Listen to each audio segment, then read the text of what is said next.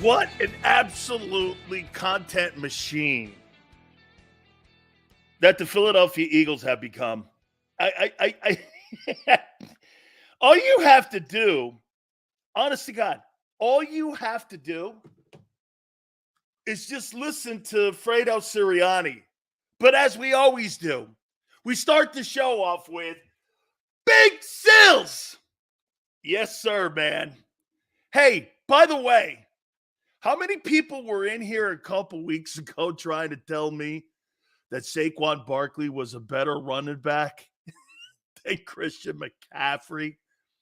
They just gave a pay raise to McCaffrey in the exact salary that Barkley will make this year. He's now making almost $20 million. He's making almost $20 million, and the second guy, Alvin Kamara, is not close. Don't ever compare Saquon Barkley to Christian McCaffrey.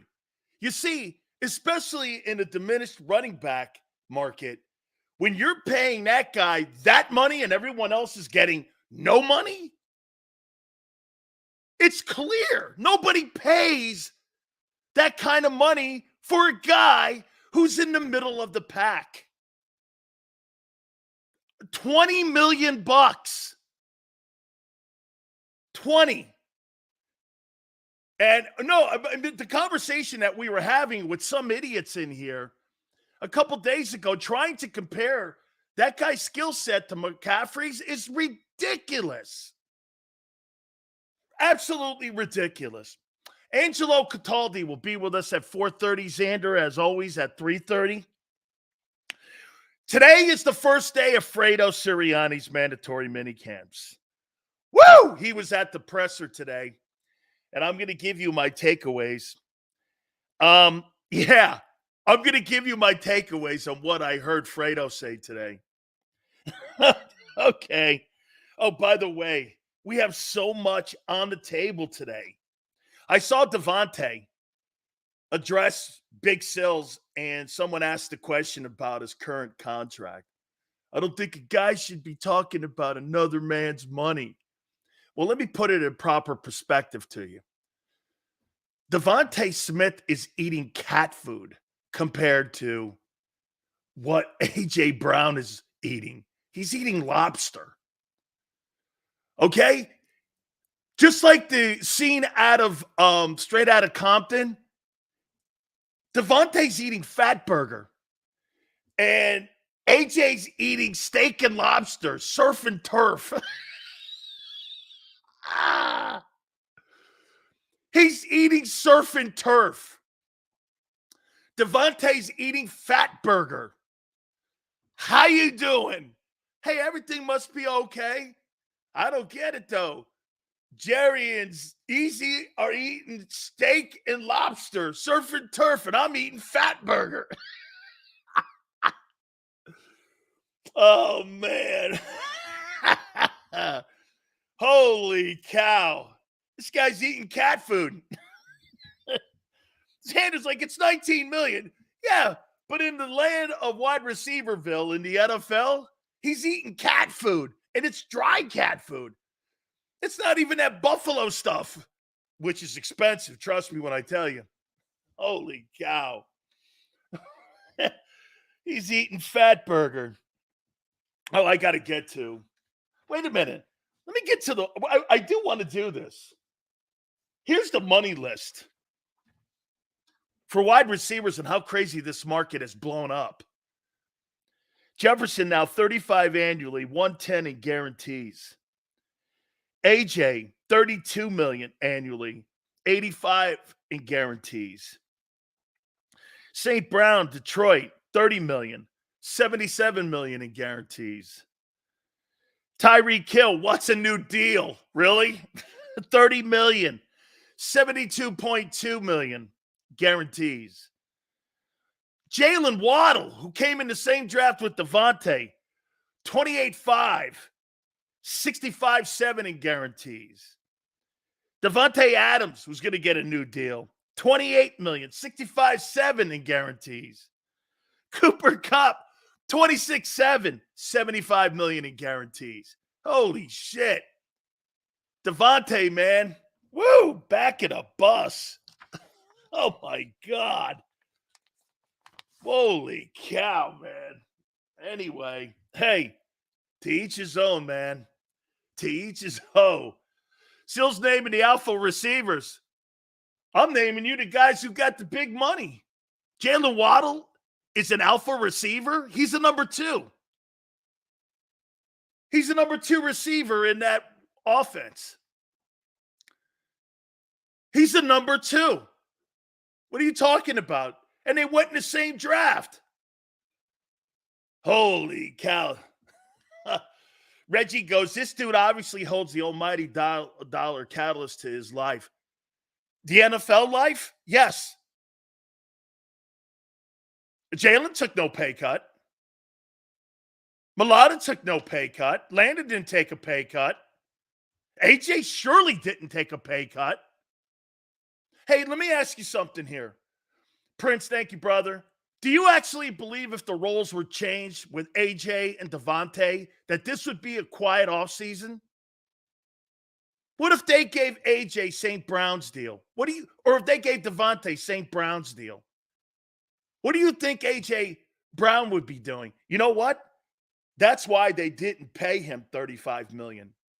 They used Devontae Smith to keep AJ's salary down, not to get over $35 million. And they wanted to have some control of the annual money and the guaranteed money that they were going to have to pay him out. Because the more he sat, get this, the signing of Devontae was more about the signing of A.J. Brown. Why is that? Because look at how fast this market is evolving. They didn't want to wait. To Xander's point, they didn't want to wait another year. They didn't want to wait another year to see what that market was going to look like. Are you crazy? That market's going to get to 40 million next year. The way they look at it, they probably think they got a good deal with AJ at 32 now. I mean, the signing of Devontae was to get to AJ. I completely agree with that. Okay, because, dude, the more that CeeDee Lamb sits and the more these contracts are signed, he gets wealthier every contract. Devontae Smith made him more money. Jalen Waddle made him more money. A.J. Brown made him. I'm talking CeeDee Lamb made him more money. Jamar Chase is going to get a king's ransom. Shit, T. Higgins doesn't even want to sign that. Look at that stupid tag that the Bengals have on T. Higgins now. T. Higgins is like this. Man, 19 million? When these guys are all making 30. Do you understand something? I want to show this to you. Justin Jefferson is going to make $90 million this year. 90. Because of signing bonus. 90. He'll make $90 million. Christian McCaffrey and Whataburger, Devontae. That's what I'm going to start calling Devontae. Whataburger. Sills, you never get close to anything in that realm. Which is why it hurts. Stop pocket watching, bro. Jeez. Stop pocket watching. It's a stupid deal. He's stupid for taking that contract. Good for the Eagles and good for the fans. Hey, you don't have to defend a guy also for getting taken advantage of. I mean, seriously. What are you, his brother? Easy. Relax. I mean, your team got a good deal. You should be happy about that. That they were able to take advantage of your guy. What are you talking about? Defending his honor? What, he was girlfriend? You sound like his girlfriend. Come on, Prince. At the end of the day, good for the Eagles. This is about the Eagles getting over on players, okay? Stop defending him like you're his girlfriend. Sill's favorite part of the game is the coin toss. Oh, I see. Mr. Watcher Sills. Okay. Oh my God, you talk about Brady being a hero for taking less. Tom Brady was taking a $4 million pay cut, not a $25 million pay cut. Oh my God. It's okay to take a couple million. This guy's taking, dude, he will lose half of his salary by next year. He'll be playing for players making half of what he makes. Half. Brady's not doing that, nor did he ever do that. All right. Angelo Cataldi at 4:30, as I said, and Xander at 3:30. So, Fredo Sirianni was at the podium today. It's always wonderful to get Nick up there. And here are my quick takeaways. By the way, I saw some of the players. I saw Devontae. All good. Hey, I learned one thing about the New York Jets. Hassan Reddick is going to have 15 to 20 sacks this year because Bryce Huff said they never really dropped him in coverage. He went to the perfect situation. He went to the perfect situation. The Jets aren't going to drop him. He goes, they never really ever dropped us. Couple times casually. He's going to be first team All-Pro. When you have those corners and that defense and that defensive line, he's going to have 15 to 17 to 20 sacks this year. Woo! Is it Reddick holding out? No, it's not mandatory until next week. He's going to have 15 to 20 sacks. Woo, man. This guy's going to have a monster season. They don't drop. Hey, he's going to a place where they don't drop him in coverage. Gee, who would have thunk it? Jonathan Gannon? All right. Here's my quick takeaways on Fredo Sirianni. LJ's favorite Philadelphia Eagle coach and the greatest coach in Eagle history. This was the takeaways of the NFL Coach of the Year and the greatest coach win percentage-wise in Eagle history, and LJ's favorite Eagle coach more than Andy Reid, Doug Peterson, or Dick Vermeil. He's the greatest coach in the history of the league, according to LJ. He would fire Andy Reid and fire Doug Peterson for the greatness of Fredo Sirianni. Here we go. Why the mandatory? Well, here. He couldn't even answer the first most important question. Why the mandatory minicamp? You know what he went into this diatribe of? Well, we wanted to get more reps. We wanted to have the players just see what we're doing. We wanted to make it seem like a full practice. We wanted to make it look like some of the things that we're going to be doing, on a normal basis in practice this year. And we wanted just to give the players a feel. And why couldn't you just answer this? Because we wanted to get the bad taste of 2023 out of all of our mouths, and we wanted to get down to going back to the basics. Why couldn't you fucking just simply say that? Why go through all that bullshit? The first and most important question, why the first time in your time as a head coach in Philly, you have a mandatory minicamp? Well, we want to get the taste of 23 out of our mouths. And what we want to do is show the players we got to get back to the basics that made us great in 22. Why couldn't you answer that? Why couldn't you just simply answer that? He couldn't even do that. It was the first question out of the gate. He is the worst head coach in the league behind the mic. It's either a lie or diatribe. It's ridiculous. He couldn't even answer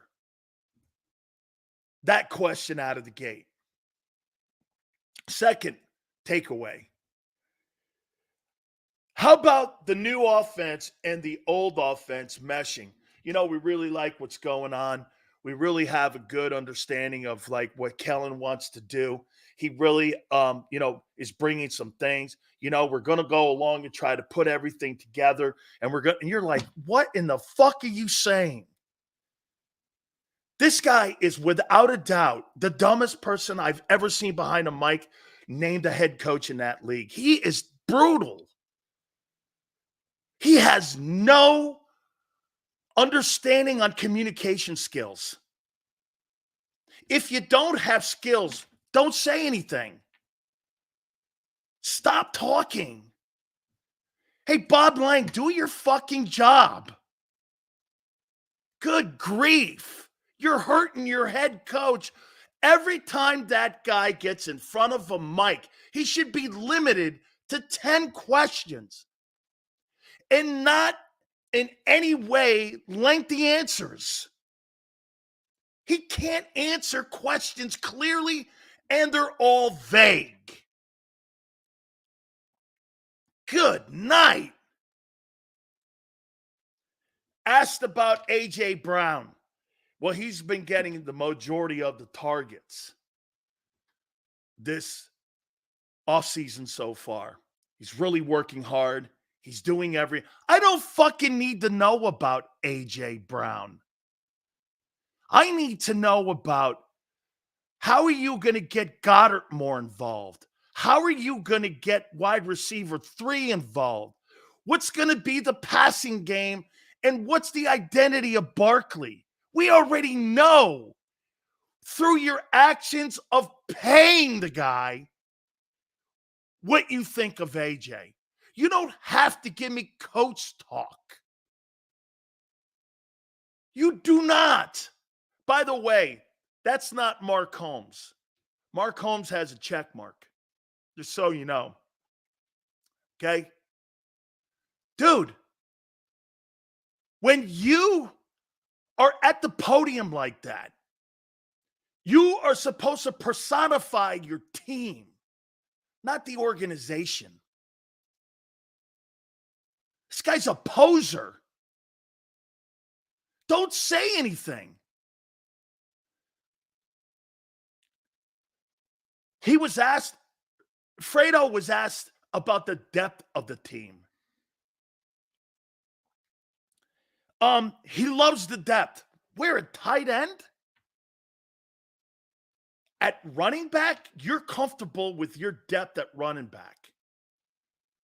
You're comfortable with your depth at wideout. I mean, and then he goes in, Howie really does a great job at bringing all the guys in for our roster and does a really nice job. Hey, Nick, do you have any say in the type of players you want? That's why the team doesn't reflect the coach's personality. He has no say on the players. His press conferences tell you exactly who he's not.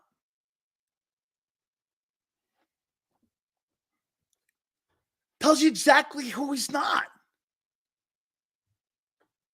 I mean, hey, Prince, you can get mad at me. Listen to that fucker talk. It's ridiculous. I mean, how about Devontae taking a shot subtly? You know what's crazy about some of your media guys in Philly? You can't even pick up a golden nugget when you see it or when you hear it. What did Devontae Smith say at that press conference? You know what he said? Yeah, the new passing routes give us more freedom. Is that a shot at Nick? In the previous staffs that didn't give more autonomy to the receivers? I mean, was that a shot at Nick? Yeah, the new routes give us more freedom. Okay. Well, maybe they give you more freedom. Asked about Bradbury and he's versatile. How do you know that? You've never played him at safety. And he's in helmets and shorts. How do you know that he's versatile enough to play that? Can I tell you what I think that is? You know how you want to sell a car or you want to sell your house? You do a new paint job, you fix it up, you you put shiny new rims on it, and what you do is you're telegraphing, well, he could play just more than corner. He can also play safety. So that what? It makes it more inviting to make a trade for him? Is that what you're doing? You're trying to dress a pig up to make it look like a horse? Is that what you're doing here? I mean, it's helmets and shorts, and they're telling you his versatility looks like he could play some safety. Wake me up in July when they're in training camp, and we'll know if he can play in the slot or safety. Give me a break. This is a goddamn ruse going on here. I mean, you paint your house up, you make it look great. When people come in, you have an open house, and there's some issues in the house, make the thing look great. Yeah, it looks great. Okay. Better than I thought. Offers me more than what I was thinking. So maybe I'll offer you more than what I was thinking initially on potentially making a trade if I'm Arizona. Aren't you reading through this? Man, holy cow. You talk about Kool-Aid drinkers. You talk about Kool-Aid drinkers. It's endless.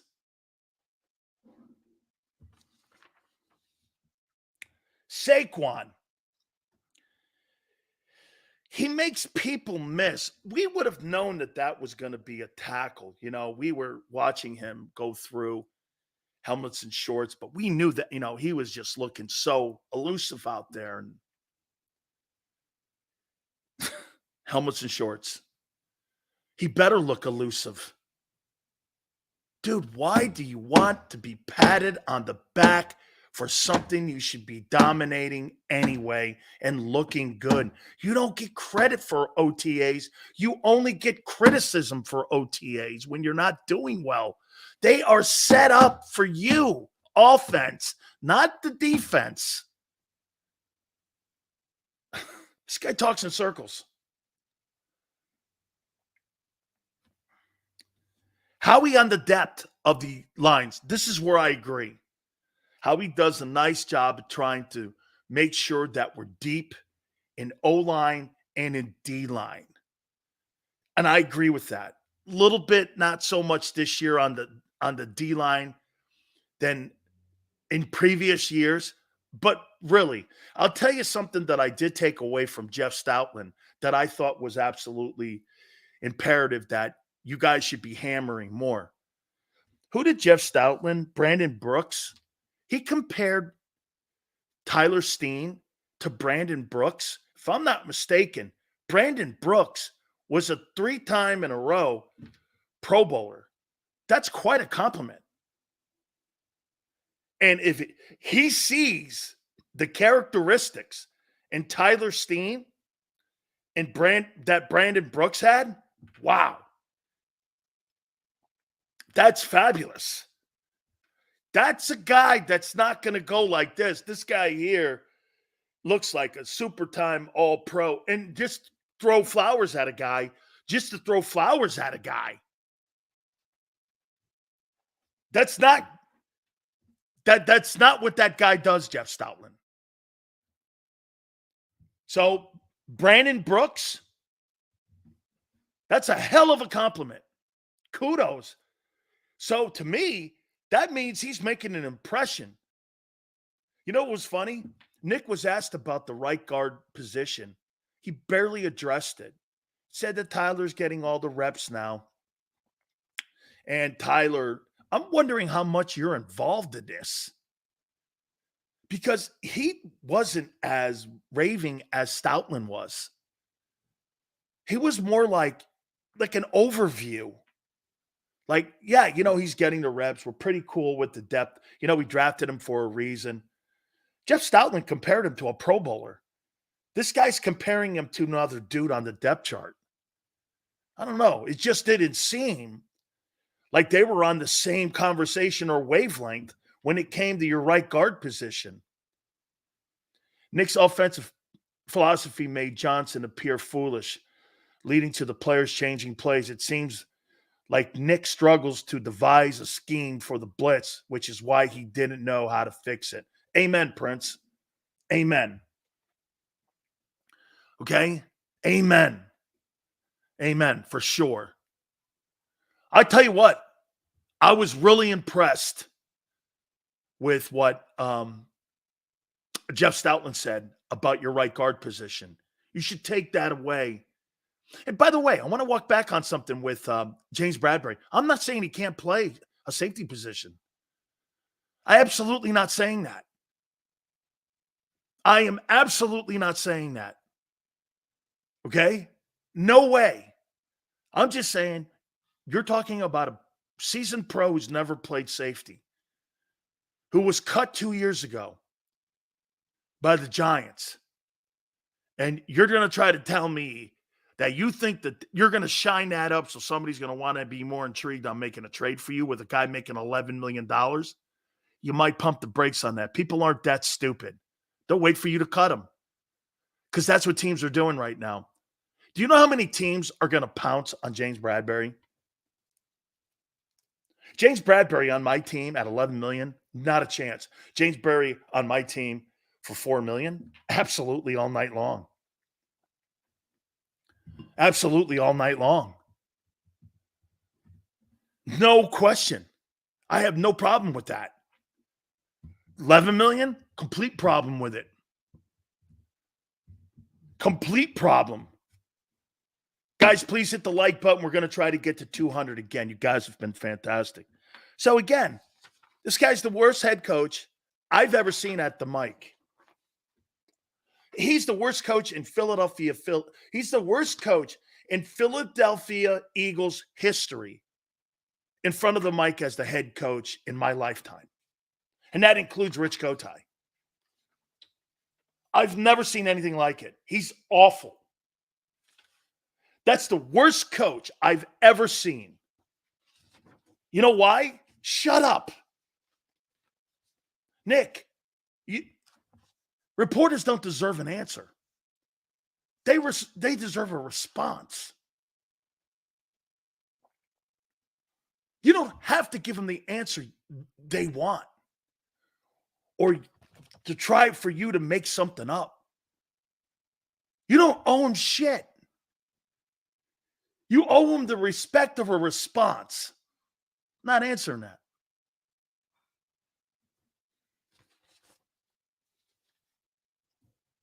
Next question. Simple. Simple. Not Fredo Sirianni, though, the greatest coach in the history of the Philadelphia Eagles, according to your boy LJ. This guy's the worst coach, Eagle history, behind the mic, ever. He lies. He meanders. He rambles. He can't form a sentence correctly. It's ridiculous. What I watched up there, I'm going like, this guy is so pathetic. I can't wait to get Angelo on at 4:30. Holy cow. We're going to go through all this bullshit. And you know what you're going to get with all the media people in Philly? Hey, man, looks like things are really going well. Mitchell Rogers, Slay, DeJean, and C.J. Gardner starting defense. Martin, according to Xander, they got Keely Ringo back there at one of the safety spots. So, OTAs start today for the Sirianni era. And I wrote down 10 things that I'd like to have answered by Friday.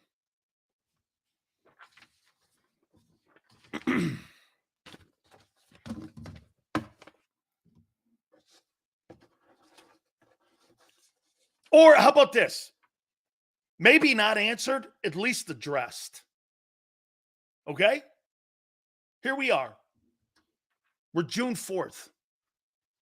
Folks, in about, am I right when I say this, guys? Let's see here. 60 some days, 63 days, training camp starts. Is that right? July 27th? Like 67 days? Training camp starts. You're almost inside of 2 months. My God almighty, it's here. It's here. It's here. It's time. You better be ready. You have to be. This is the last true get-together before July 27th. Your season is about to begin. Are you ready? Are you ready? And will these questions be answered?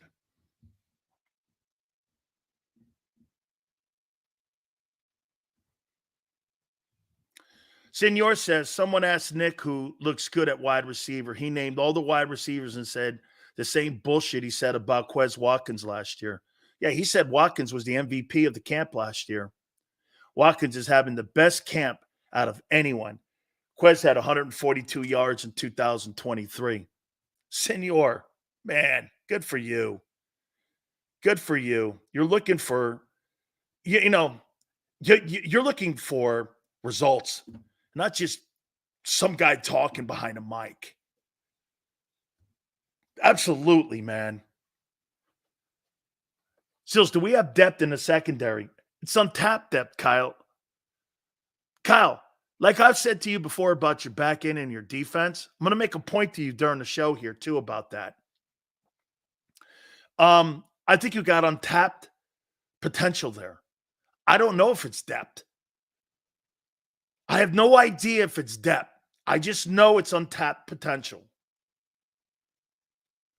That dual threat is perfectly said.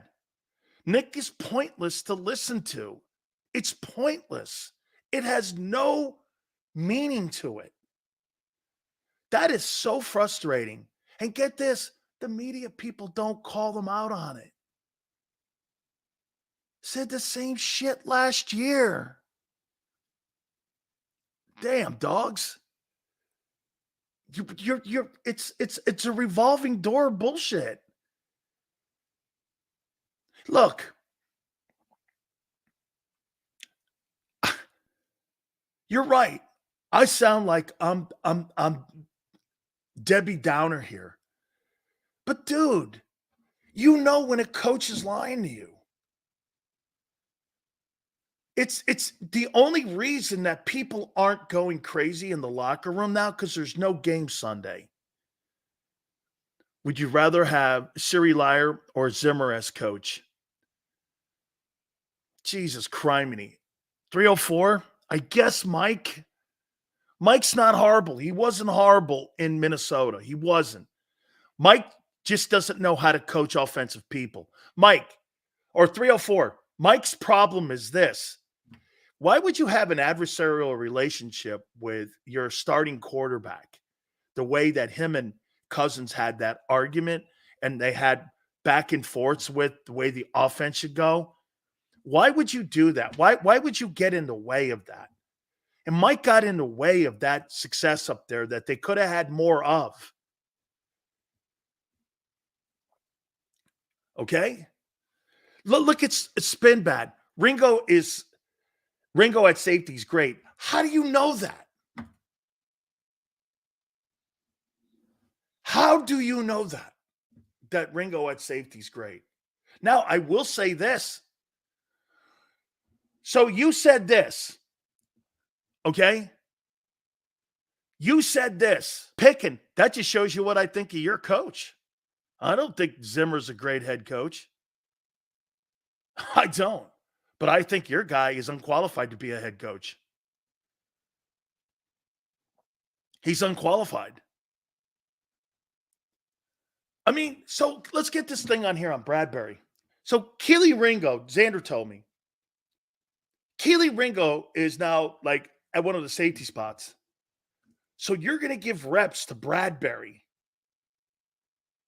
at safety when you could be giving reps to Cooper DeJean, Keely Ringo, Reed Blankenship, Avonte Maddox, all the rest of the guys who are actually going to play in the safety spot, Gardner Johnson, all those guys who are going to be part of the program, and you're going to take reps away from them to give Bradbury reps. Why? Why? Why would you do that? If you're going to start drafting all these young guys, start preparing them. What are you saving them for? A rainy day?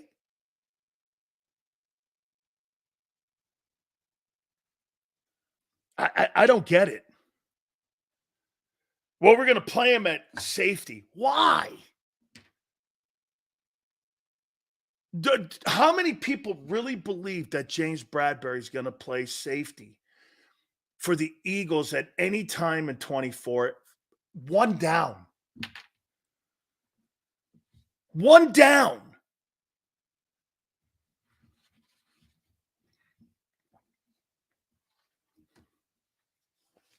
All right.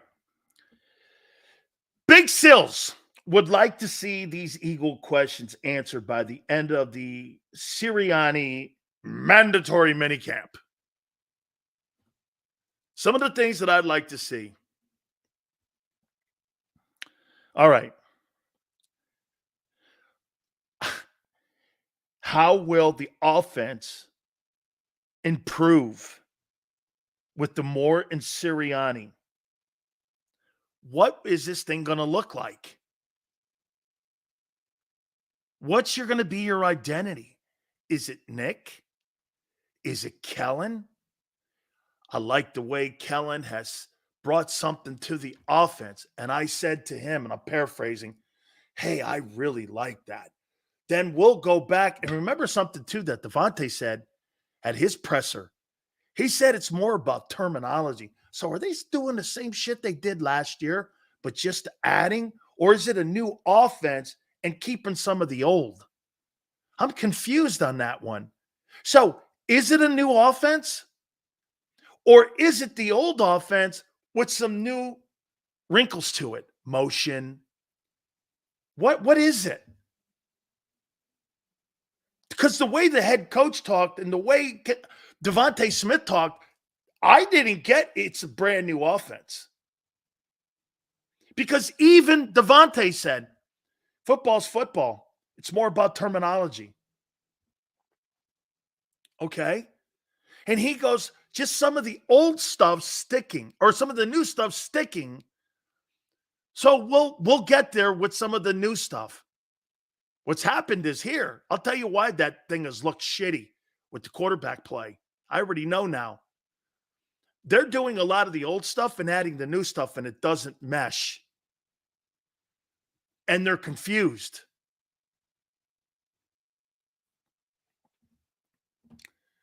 McMullen with Xander.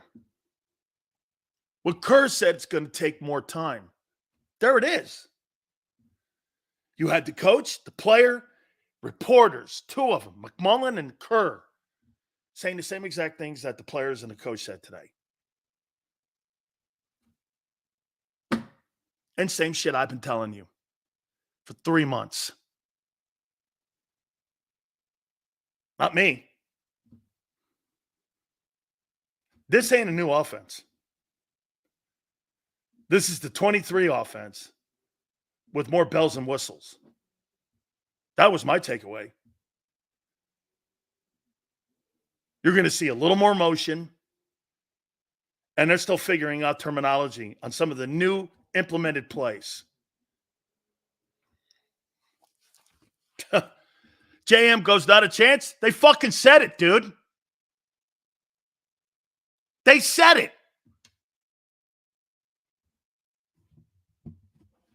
They said it.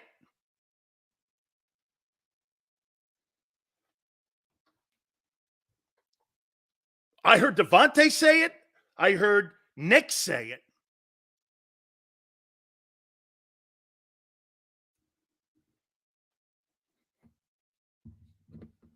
And here's what you're going to get. You're going to get Kellen Moore calling many of the old 23 plays that Brian Johnson called.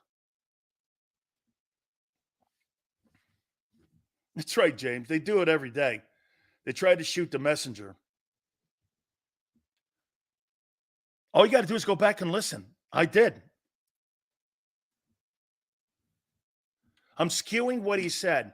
When Devontae Smith verbatim said, football is football. It's picking up terminology. Sirianni verbatim said, hey, I really like those 3 things you added. Really like it. Added. Added to what? Added to the current offense. They're not implementing a new offense. It's not a new offense. Get that out of your minds. They believe improvement in play calling. This goes back to the philosophy. James, right? This goes back to the philosophy of the organization. They don't believe they had a poor system last year. They believe they had poor execution. That's why only 2 coaches have been added on the offensive side. If you're expecting this grandiose offense to have a brand new coat of paint on it and look different, you're going to be sadly mistaken. That is not what it's going to look like. You know what's going to make it look better? Better talent at running back, more seasoning at receiver, and hopefully more seasoning in the quarterback position, and more seasoning at play calling.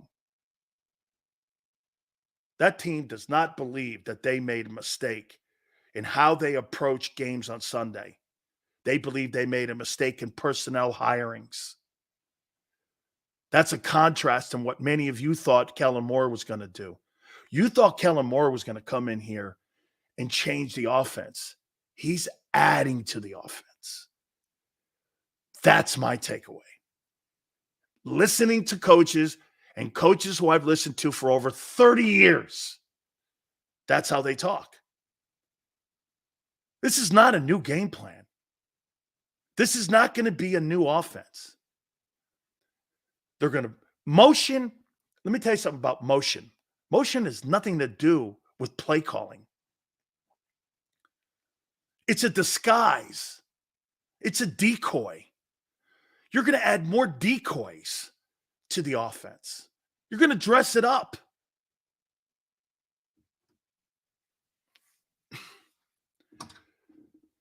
Dude, they're struggling because they've added plays that are more complicated. Passing offenses are more complicated than RPO offenses. For the simple fact, the quarterback has to be more ready to understand pre-snap reads. And he has to know where to go with the ball pre-snap.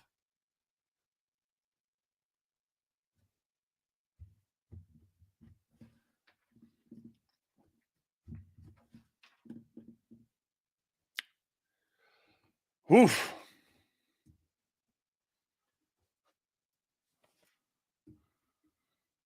You said everybody got paid. The offense was great. I'm not talking about that.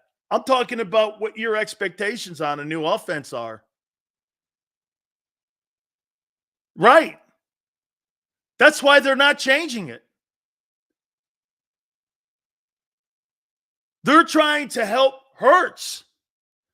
Kellen Moore was brought here for Hurts, not the offense. You think Kellen Moore was hired for A.J. Brown? Not a chance. A.J. Brown got paid. You think he's hired for Devontae? Devontae got paid. You think he's being hired for Barkley? Barkley got paid. He's being hired for the quarterback. The quarterback solely. No one else. Those guys have done their jobs. You know why we know that? They got paid.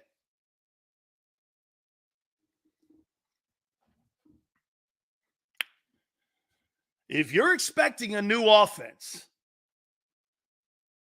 it's sadly mistaken. Number 2. Okay, with that being said, and the way Nick kind of talked about Barkley, once again, coming out of this, will we know his role? Do you think the Eagles know his role right now?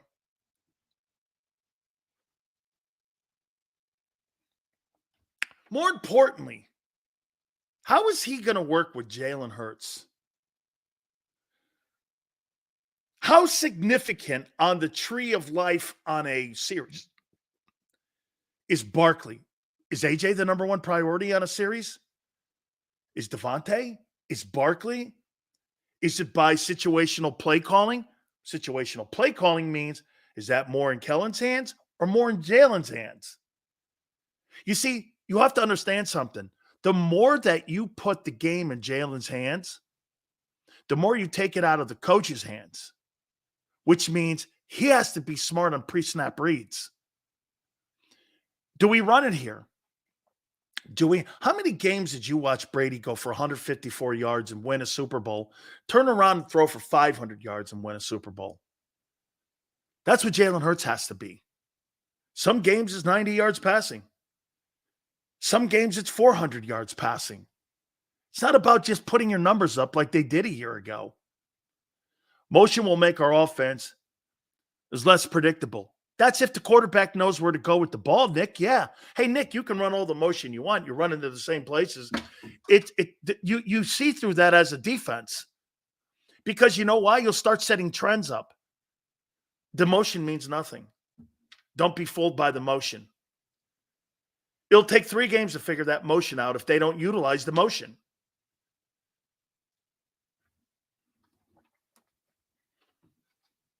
How are they going to use them?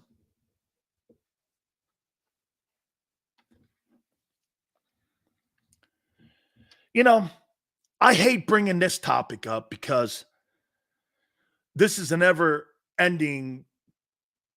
I'm actually starting to feel a tad bit more, all right, man, Sills, let off the player. Let off the player on Nakobe Dean here. Let me ask you guys this. How long is the leash going to be that the Eagles have with this experiment with him? You think they're going to go through training camp, mini camp, and exhibition football?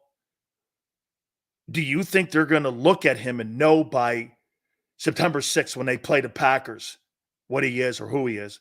Or do you think they're going to go into that game like they did a year ago in New England, not knowing what they have in Dean? How long are they going to go with this before they realize this guy can't play? And if he does play, it won't be for a long, extended period of time. How long will they go? I want to know what is going to be the lifeline on this. Are they going to go into the Packer game? Or are they going to know pre-Packer game what they have there? Like, is he starting against the Green Bay Pack? How many people here, and I don't know this, and by the way, I'm not hammering it really. I'm asking a question here. How many people think that Nakobe Dean is going to be starting the Green Bay Packer game that Friday in Brazil? How many people believe he'll be starting? He's not starting. Let him heal properly. Jesus Christ. He's 3 years in, man. He'll play. I don't think he'll beat out other players. Well, that's not going to work with Vic. That may work with Howie. That's not going to work with Vic. Vic's going to play the best dude. In my opinion, I believe that. I think he's going to play the best guy. I think it's going to be a short leash. Okay. We kind of broached it a little bit in the open of the program. Why is Bradbury here?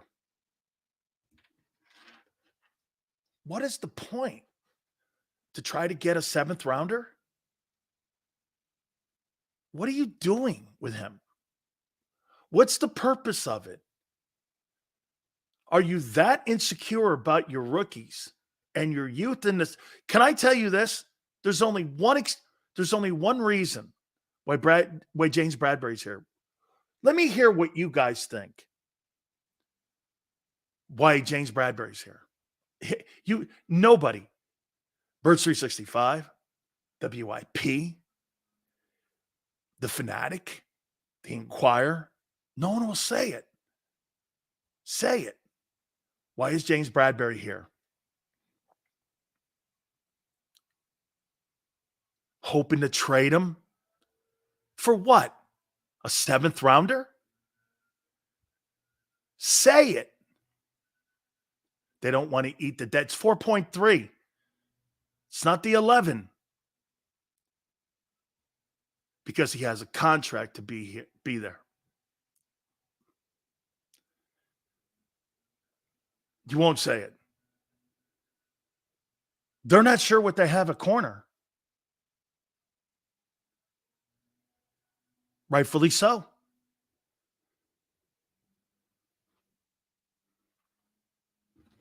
All of you have penciled in Quinyon Mitchell as a superstar all-pro.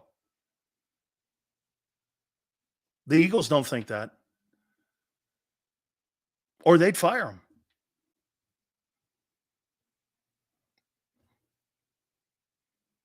Why can't you say that? They're not sure. Timothy goes, I'm wrong. Well, then why is he here? It's not money. They can cut him right now. Only cost him 4.3 off the books. You're taking reps at safety and corner against your younger players. Why is he here then? For a 7th round trade? If you actually think you're getting anything of quality on a trade for James Bradbury at $11.2 million, you're out of your mind. You're out of your mind. Good picking, I like that. Fangio might be saying, I don't know what I have yet. You won't admit it. You're putting more faith into players who've never played an NFL down versus a guy who had a down year. And Vic knows the difference. Having a down year in a shitty system and the chaos they went through, and the system that he excelled in was Vic's system, they're not sure what they have. Bradbury can't tackle. Then why is he here? That's not it, Sills. Then why, Prince? The 4.3? That's hot dog money to NFL teams in cap. Why is he here? To take reps away from your younger players? Prince, why is he here then? Get this. I can't believe that you guys would put more faith in a guy who played against Central Michigan versus the guys who lined up against CeeDee Lamb and the Dallas Cowboys.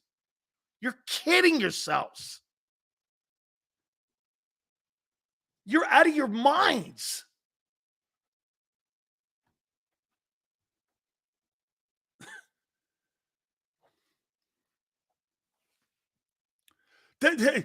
C24, we don't know just like you don't know. That's why he's fucking here, dickhead.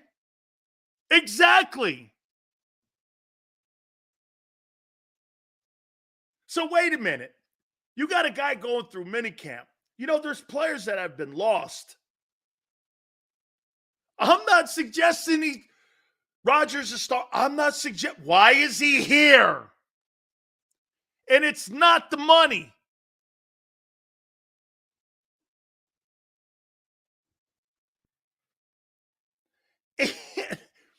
You're playing him at safety.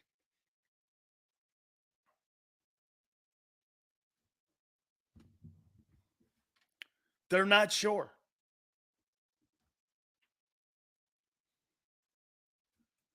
You're not sure. Ty. Yes. Ty has it. See that right there, Xander? What Ty just said? There you go, Ty. Once again, Ty and I don't see eye to eye a lot because Mitchell's not ready. That's Vic's call. Yes, sir. That's why he's here. Let me tell you something about having experienced corners on your roster, helping your younger guys. What would Quinyon Mitchell know about covering a player to the skill set of AJ or Devontae or CD? Or let's see, who else is he going to have to play against this year? All those great football. Here, look at who these guys are going to have to play that young secondary. You're going to have to take on, in the Saints, that Chris Olave looks like he's somebody. The Bucs have Mike Evans. The Browns have Amari Cooper and Judy. The Bengals have T. Higgins and Jamar Chase. You really think Quinyon Mitchell's ready for Jamar Chase and T. Higgins? Dallas has CD twice, you see him. The Rams have Cooper Kupp and Puka Nacua. You think Keely Ringo and Cooper DeJean and them dudes are ready to see those kind of guys?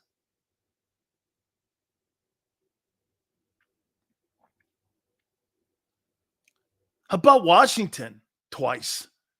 That Terry McLaurin kid. Even the kid Dotson on the other side from Penn State's good.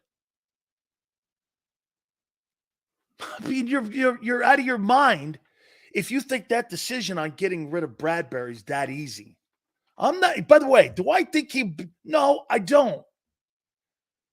But for him showing up on the first day of minicamp, what if he blows his knee out?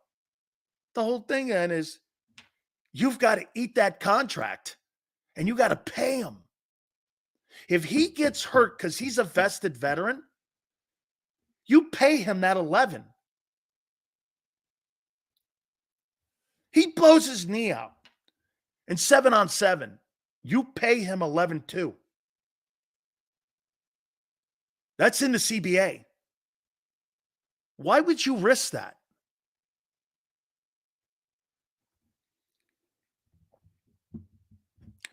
Blowing off Rodgers? I'm not talking about starters.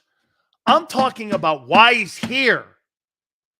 You're having a different conversation spend with yourself. I'm not talking about who's better, who starts. I'm talking about why that guy and what is his future. I want that answered by the end of Sirianni's mandatory minicamp. Don't you? Do you really want to go into training camp in the exhibition season taking reps away from younger players at safety and corner? Not preparing yourself for the upcoming season? You need to make this decision now. You're 60-some days away from training camp.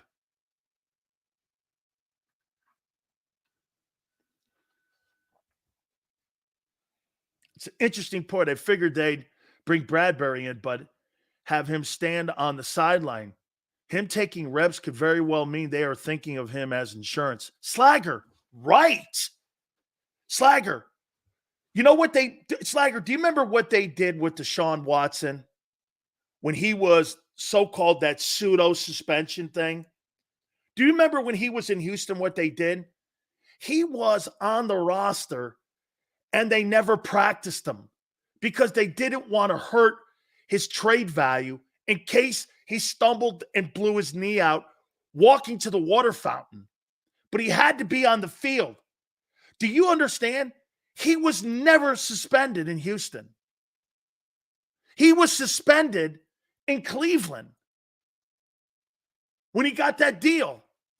He at no time was suspended in Houston, ever. And they kept him on the sidelines, never practiced him. threw the football around, sat there and did whatever. Because they didn't want to hurt the guy. You got an $11.2 million cornerback playing safety and corner and taking reps. Why? What's the point? I mean, what's his future? There can be only one reason. Vic doesn't think the younger guys are ready yet. That's it.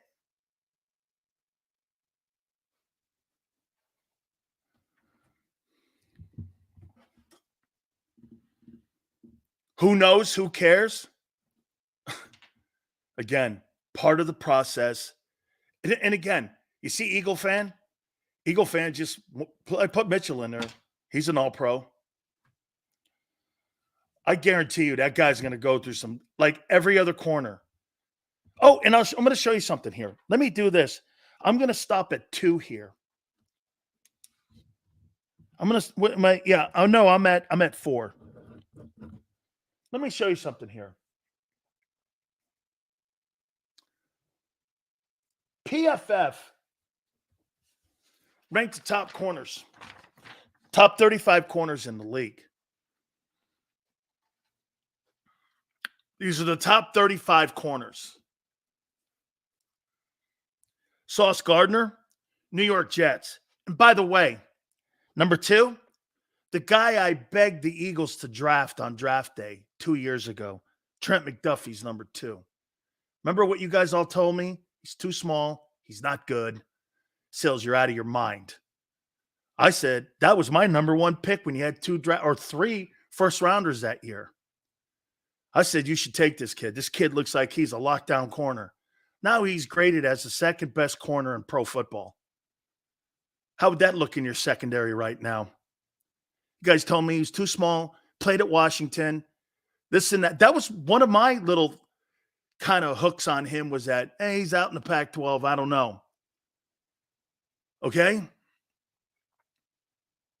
I know Xander heard me say it.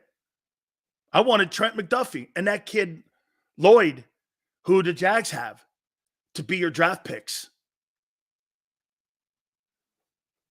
Instead, you took Jordan Davis.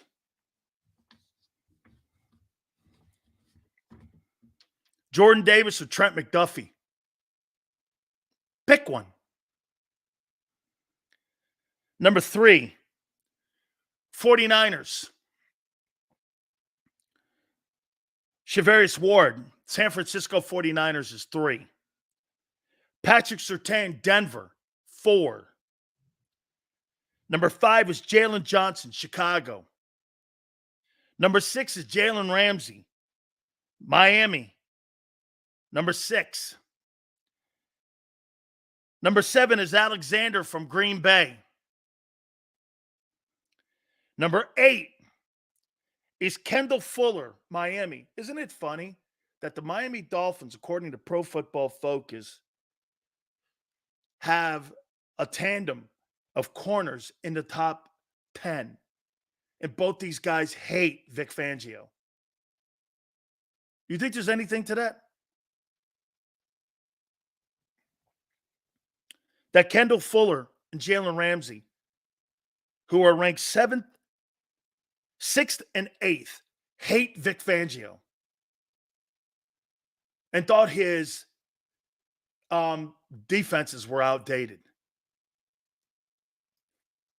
Anything to that? Number 9, Michael Carter, New York Jets. The Jets have the number 1 in Sauce Gardner and number 9 in Michael Carter. Number 10, Jerron Johnson, Buffalo.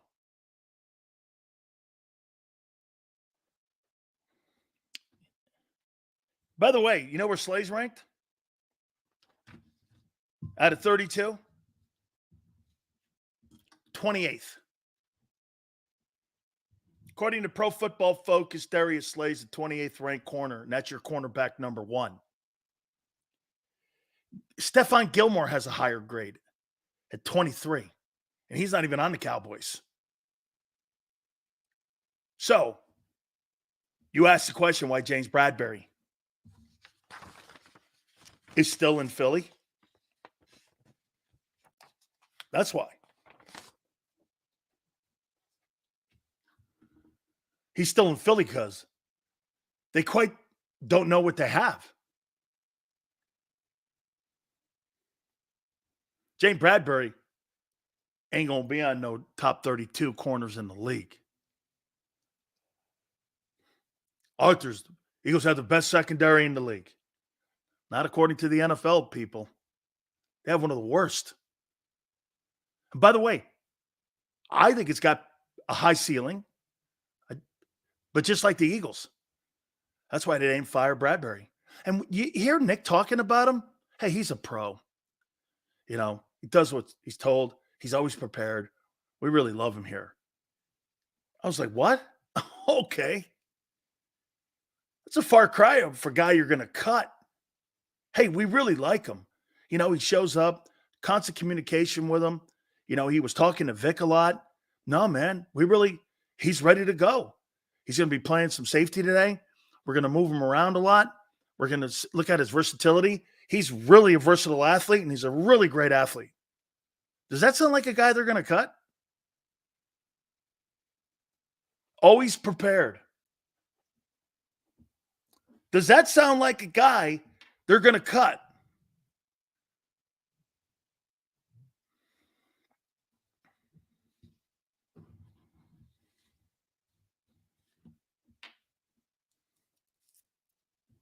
Dude, you still have question marks in your secondary.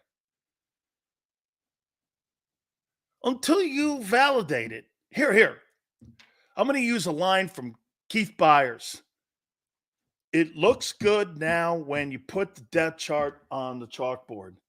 Until you validate it in September, you don't have shit but names. That's right, Eagle. An Eagle says, let's see them play first. I think that's what Vic's saying and why Bradberry's here.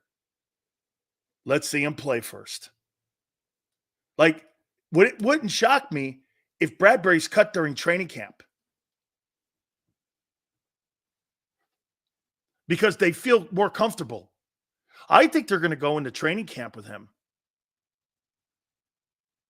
It's just a prediction. I think they're going to go to training camp. Best young talent secondary by far. We'll see. Hey, Arthur, I love it. Keep thinking that. I'm not going to dismiss that. Okay, think that. Best young talent that have never played. Okay. It's good to think that. None of them have played. How can you call them the best young talent when they've never played? Pads don't lie. We're going to find out. Picking. That's my point on Vic and Bradberry's situation. Can't call it the worst either. I never have.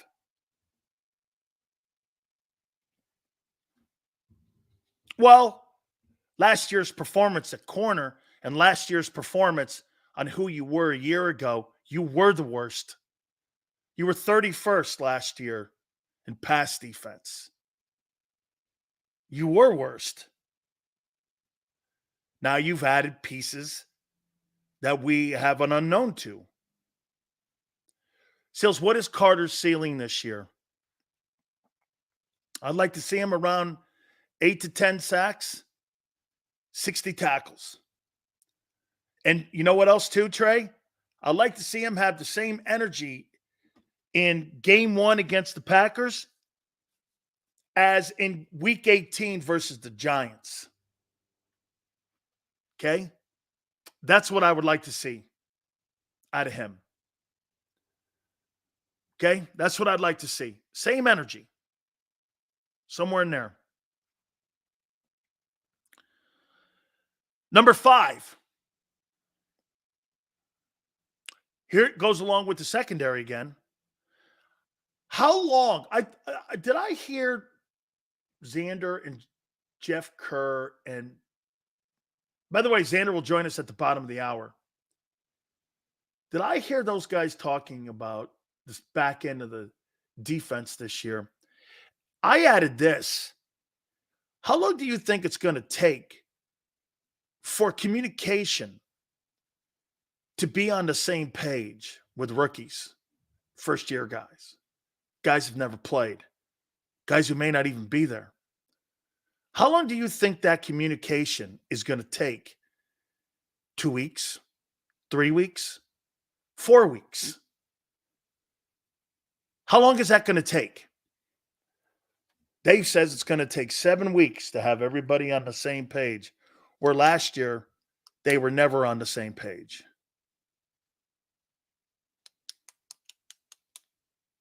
Well, I'll take that back. Run stopping, they were. They were never on the same page last year. Pass defense from week 1 to week 18. And you think it's going to take 7 weeks, 2 months, 5 weeks.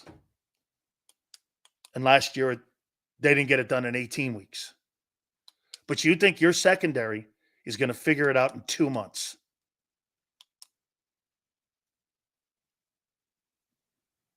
And a new coordinator. Last year, you didn't figure it out for 18 weeks.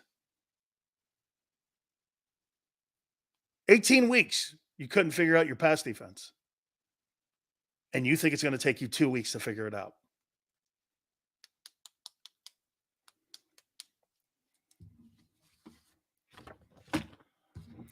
Can I tell you what I'm doing here? I'm asking you and asking you the questions that you should be asking. Hey, Nick, how long is this going to take? How long do you think this process is going to be for that secondary to start looking like and maturing?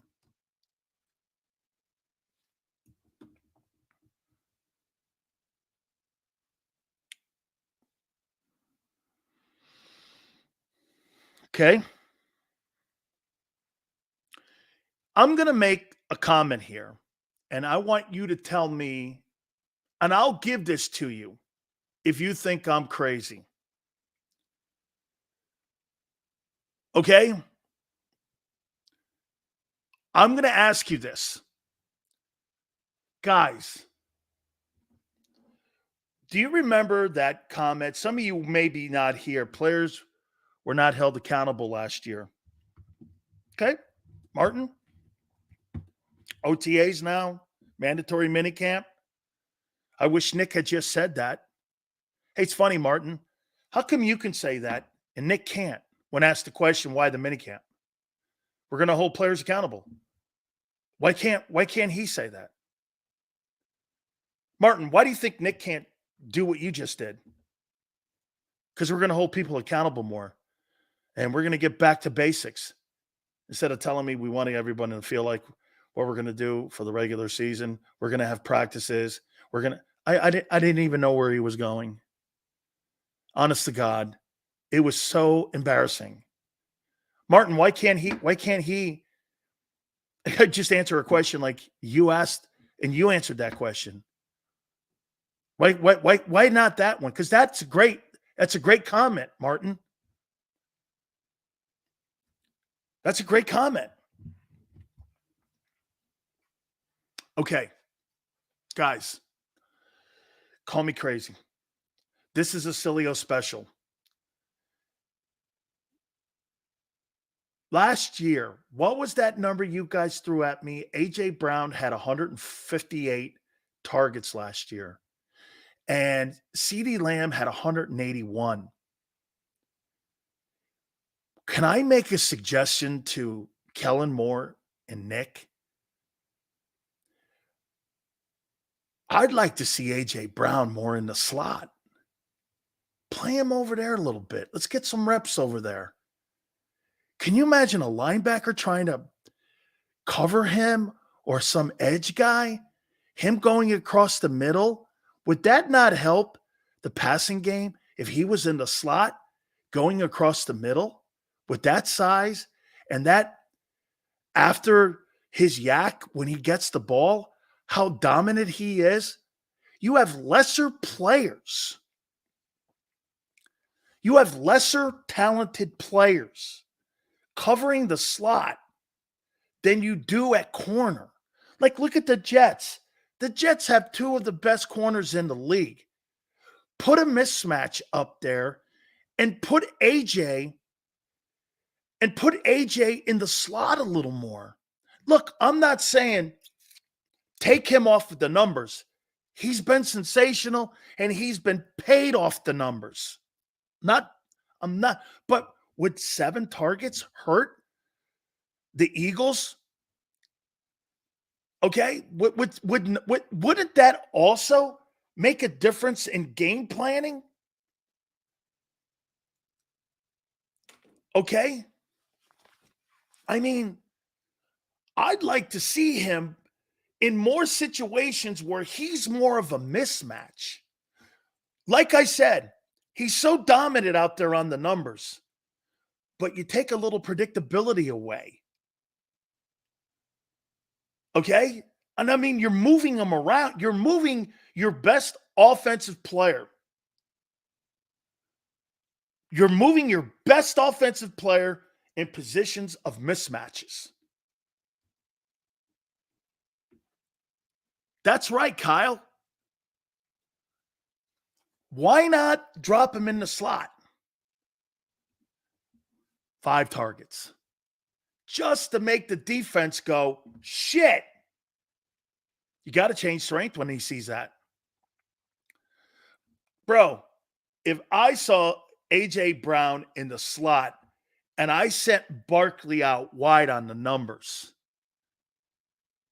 and put Barkley out wide out there like they did with Troy Pollard in Dallas, Kellen Moore, Troy Pollard, or Pollard, right? Put him out there on the numbers like they did occasionally. Then your defense has to go like this. You can confuse people with personnel matchups. Tony Pollard, thank you, JM. I mean, you can confuse people doing that.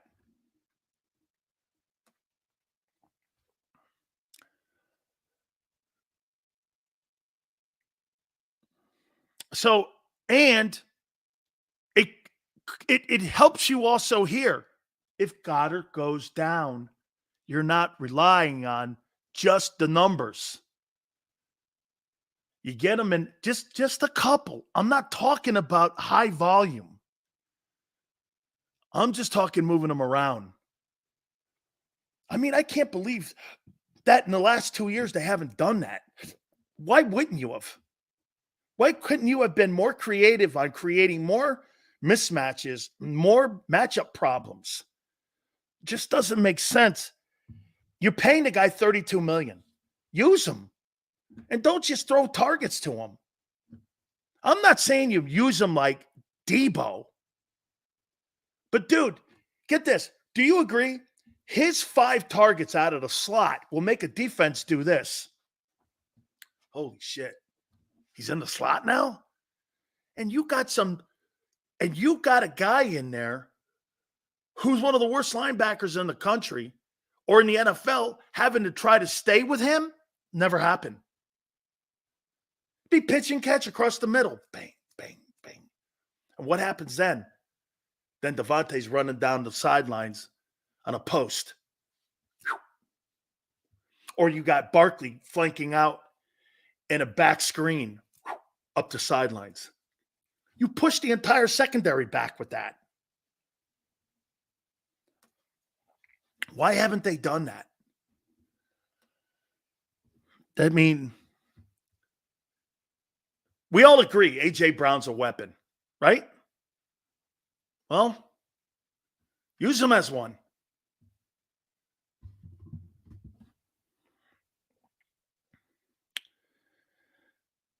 How about this, too? When it comes to Sirianni, what's his role as CEO going to look like? You know, he kind of broached it today a bit. when I was bringing up that Kellen Moore. He was overseeing it a little bit. Hey, yeah, I know I like some of the things he brought in and added to it. Damn, Sills. He'd be a freaking menace monster. Shit, why not? There's where CD gets all of his yak. He also on a different level compared to Lamb. Hey, Furman, you put that guy in the slot, he'll have $2,000. And Jalen will throw for 4,200 yards. You don't have a slot receiver. You get no production out of the biggest mismatch you could possibly have in a passing game. It's the slot. The majority of the big numbers come out of that. Okay? How about this? There's a reason tight ends, in my opinion, are more valuable today in the NFL than wide receivers are. You know why? They're bigger mismatches. Just common sense. Corners don't cover tight ends. Linebackers do. And in today's NFL, you're trying to tell me you think the linebacking units in today's NFL is compatible with the cornerback play in today's NFL? Not nearly as close. How many linebackers were drafted in the first round this past draft in April? None. How many corners? 2. 3, maybe? How many corners were drafted?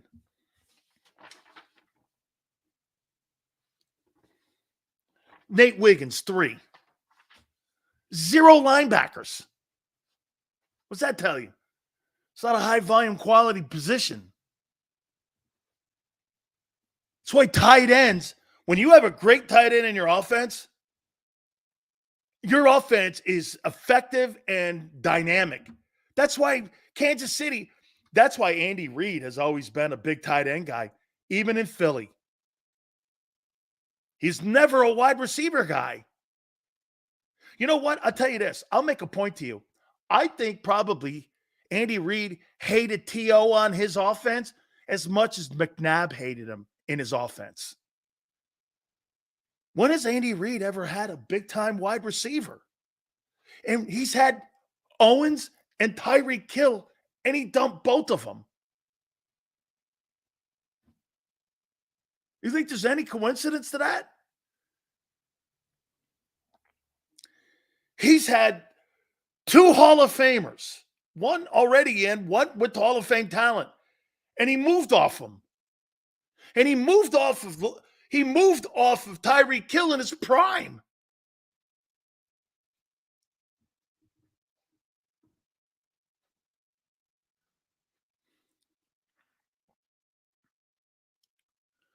Cal goes, Sills, you're wrong, assuming Slay will be a starter by the end of the year. Well, you don't know how the NFL works.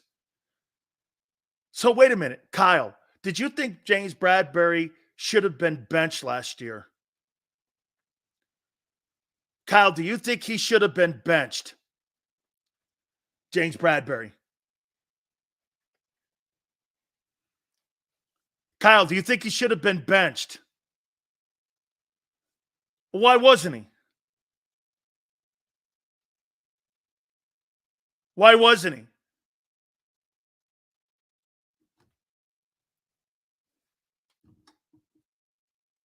Why wasn't he?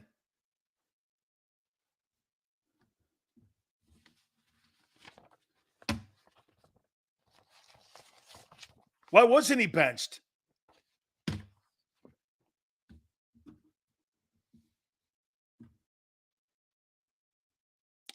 Kyle, he wasn't benched because he was making $12.5 million. You pay him, you play him.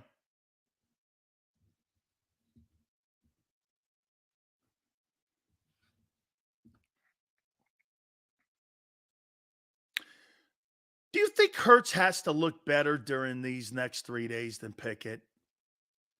Is that a thing? I put that in this. Does Jalen have to look better than Kenny Pickett? I mean, does he? Is if he goes through the OTAs and then he goes through the minicamp and the mandatory minicamp and he sucks? You think it's a deal?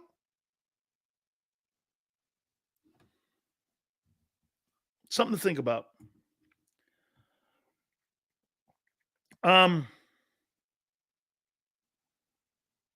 Hurts in a new offense again. Or in a different offense, I'll say.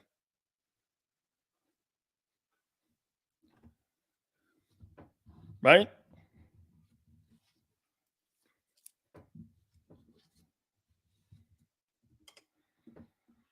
I think the new concepts on defense and offense. See how everyone, it's one thing to talk about a good game. By the way, remember something. Don't believe anything Nick says. He told you your MVP last year was Quez Watkins. How can you believe that guy? He says Quez Watkins was the most improved player in camp. He had 120 yards last year.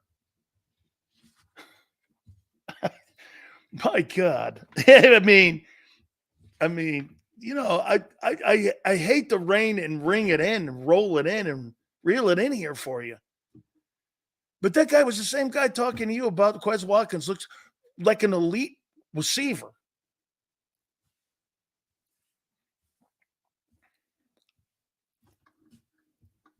Okay. Hi.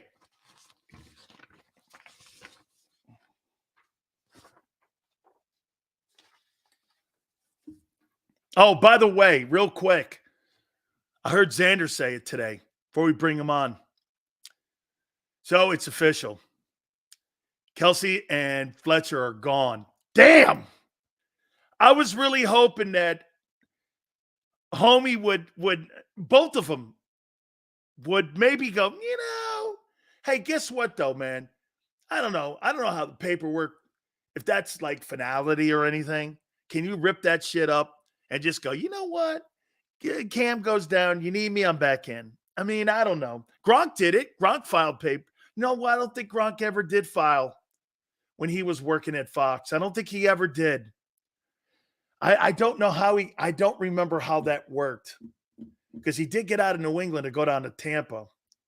I forget how that worked. So, all right. Let's bring in our friend Xander Kraus. Don't forget, also at 4:30, Angelo Cataldi joins us. What's up, Big Sills? What's up, brother? How you doing, brother? I'm doing good, man.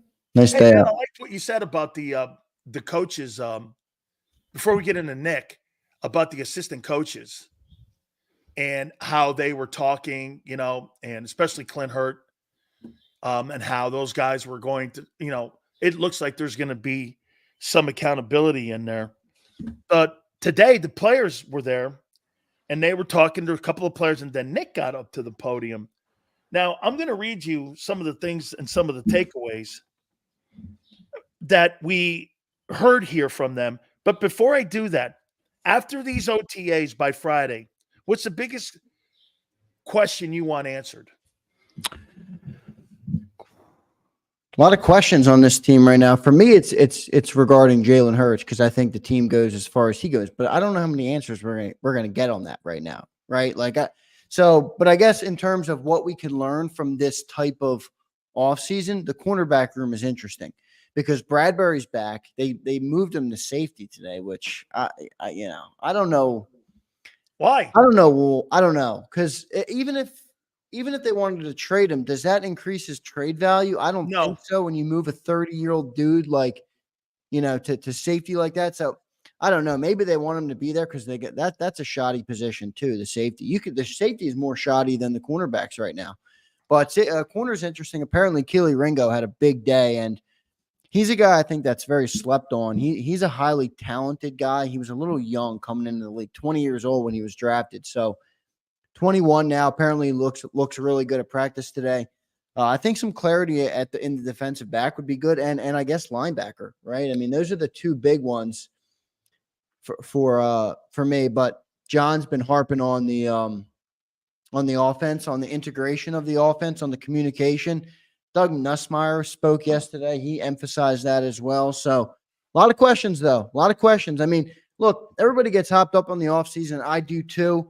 But the reality is the most recent Philadelphia Eagles football we have seen was a 1-7 collapse. The coach couldn't fix it. The quarterback couldn't fix it. It's not saying it's on Howie, but he couldn't fix it. Nobody fixed it. A lot of those same guys are back with two veteran leaders out of the locker room. They got a lot of questions to be answered, and I'm looking at every angle of it. How about this, too? The only reason that Bradbury's here is because they're not sold in what they have yet. Yeah, I think they're not sure what they have yet, because if that guy gets hurt, you owe him $11.2 million. I mean, yeah, I think that's true, but does that matter to them? No, I mean, that money to a guy that's not. Quinyon Mitchell got drafted a month ago. When you can cut him for 4.3, and I'm going to put him out there, and I'm talking about trading him. You mean if they go into the season, they're going to pay him $11 million? Is that what you're saying? If they go into the season, they're going to pay him $11 million? That's his salary. That's his base. Versus cutting him and taking right now, getting 4.3 on the books, you get rid of them, and you're giving quality reps to the other. Well, we have cap room anyway, so it doesn't matter what they pay him. I think the reps are more important actually than the money. Yeah, the reps are important. Even the defensive backs coach, by the way, that guy was tremendous. Shoot, I'm blanking on his name. Parker, I can't think of his first name, but our new DBs coach, he was an impressive guy. But he pointed that out. I mean, we only have so many reps in the summer. Everyone's got to matter, which I think is why they probably put James at safety, to be honest, even if they are going to cut him. But we'll see. I mean, I'm not that worried if they're not sold on Quinyon yet. I'm not sold on Quinyon yet. I think it's going to take him a little bit of time to get used to NFL speed, man. He played at Toledo. I think they're going to cut Bradbury in camp. Yeah, but why? Why? Because it doesn't matter if you cut him today or in camp.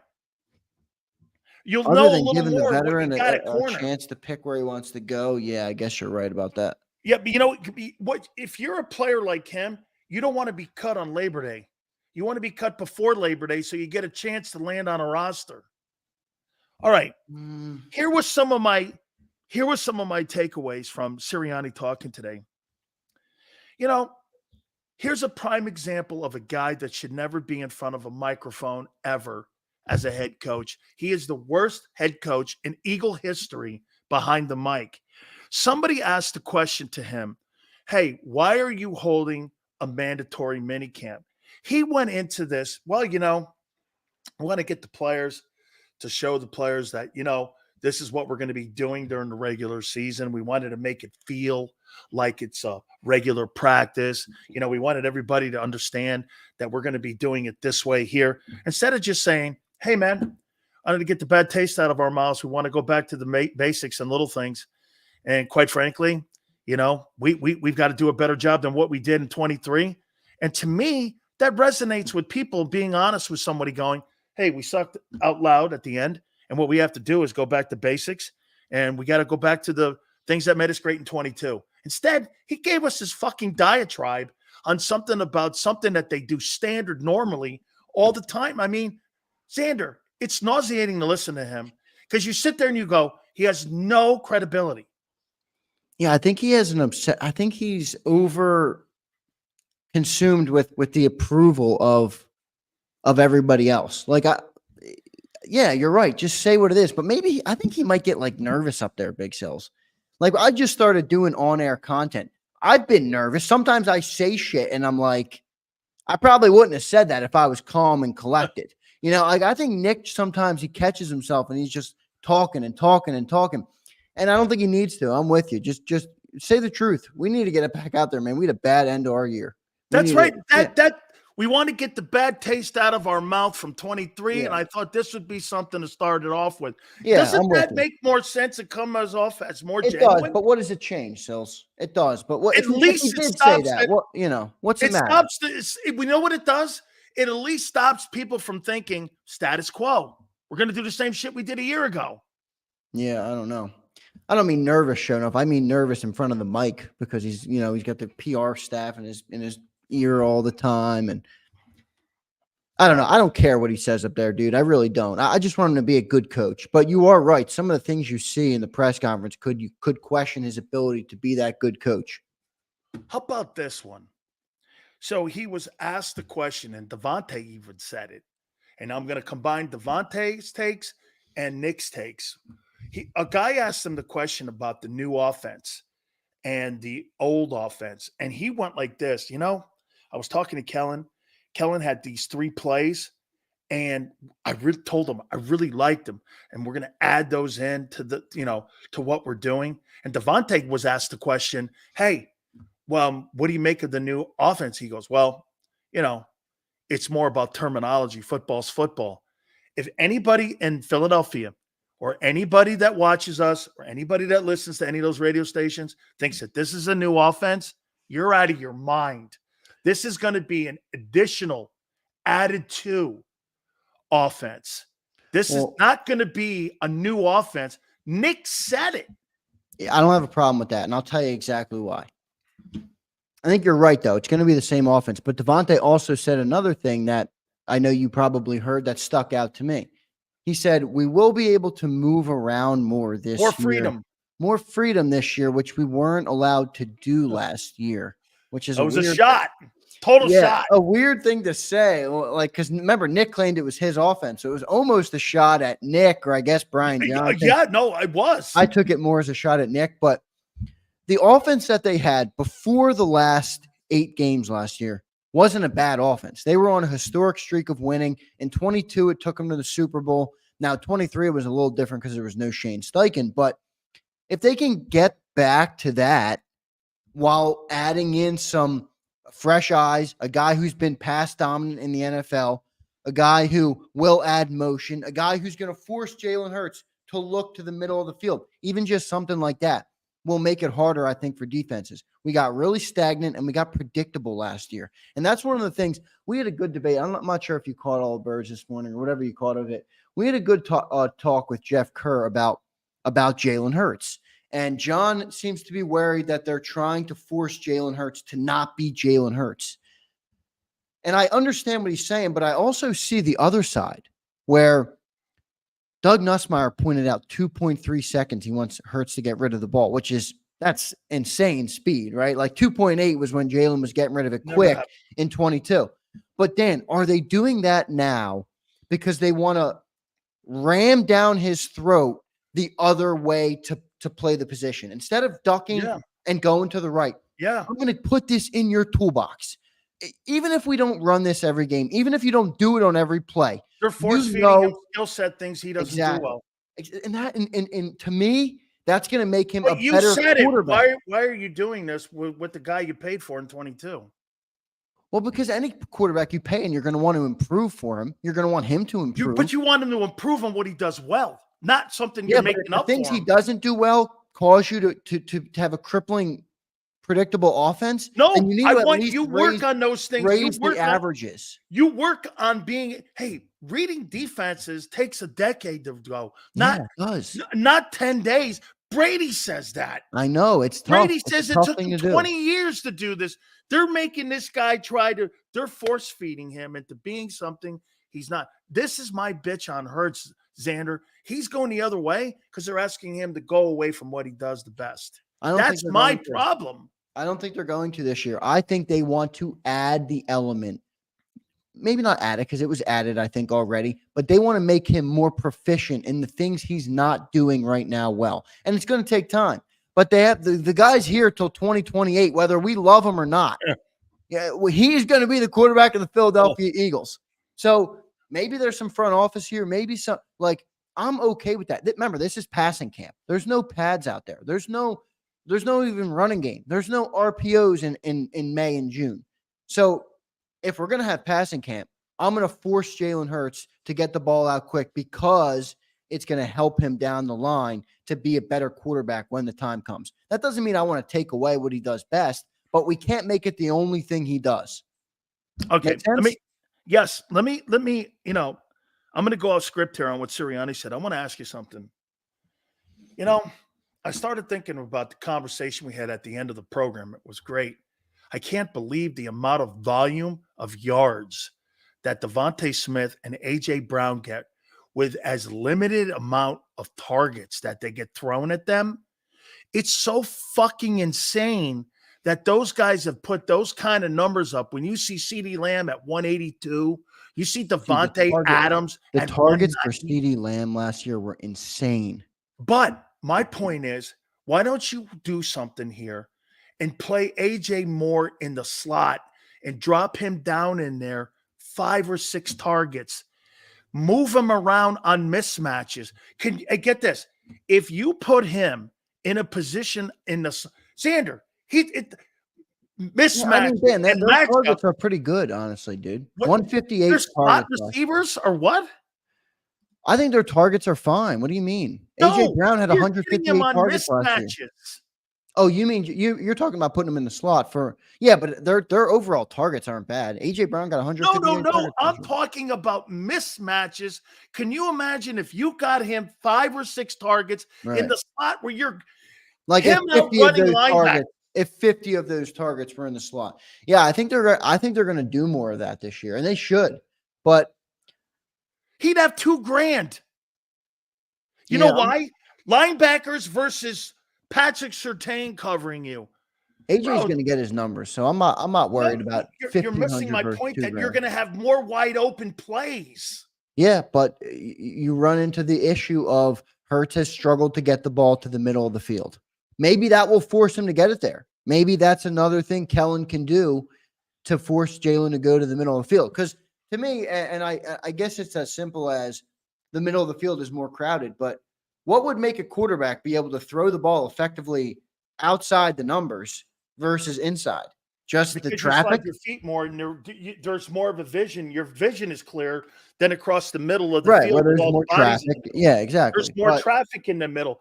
But again, you're going against safeties versus corners when you're in the slot. Yeah, and AJ, the safeties are not going to. He would annihilate them. Yeah, I mean, no, I see what you're saying. I think they're going to do it. That's where I think not a crazy number. Not a crazy.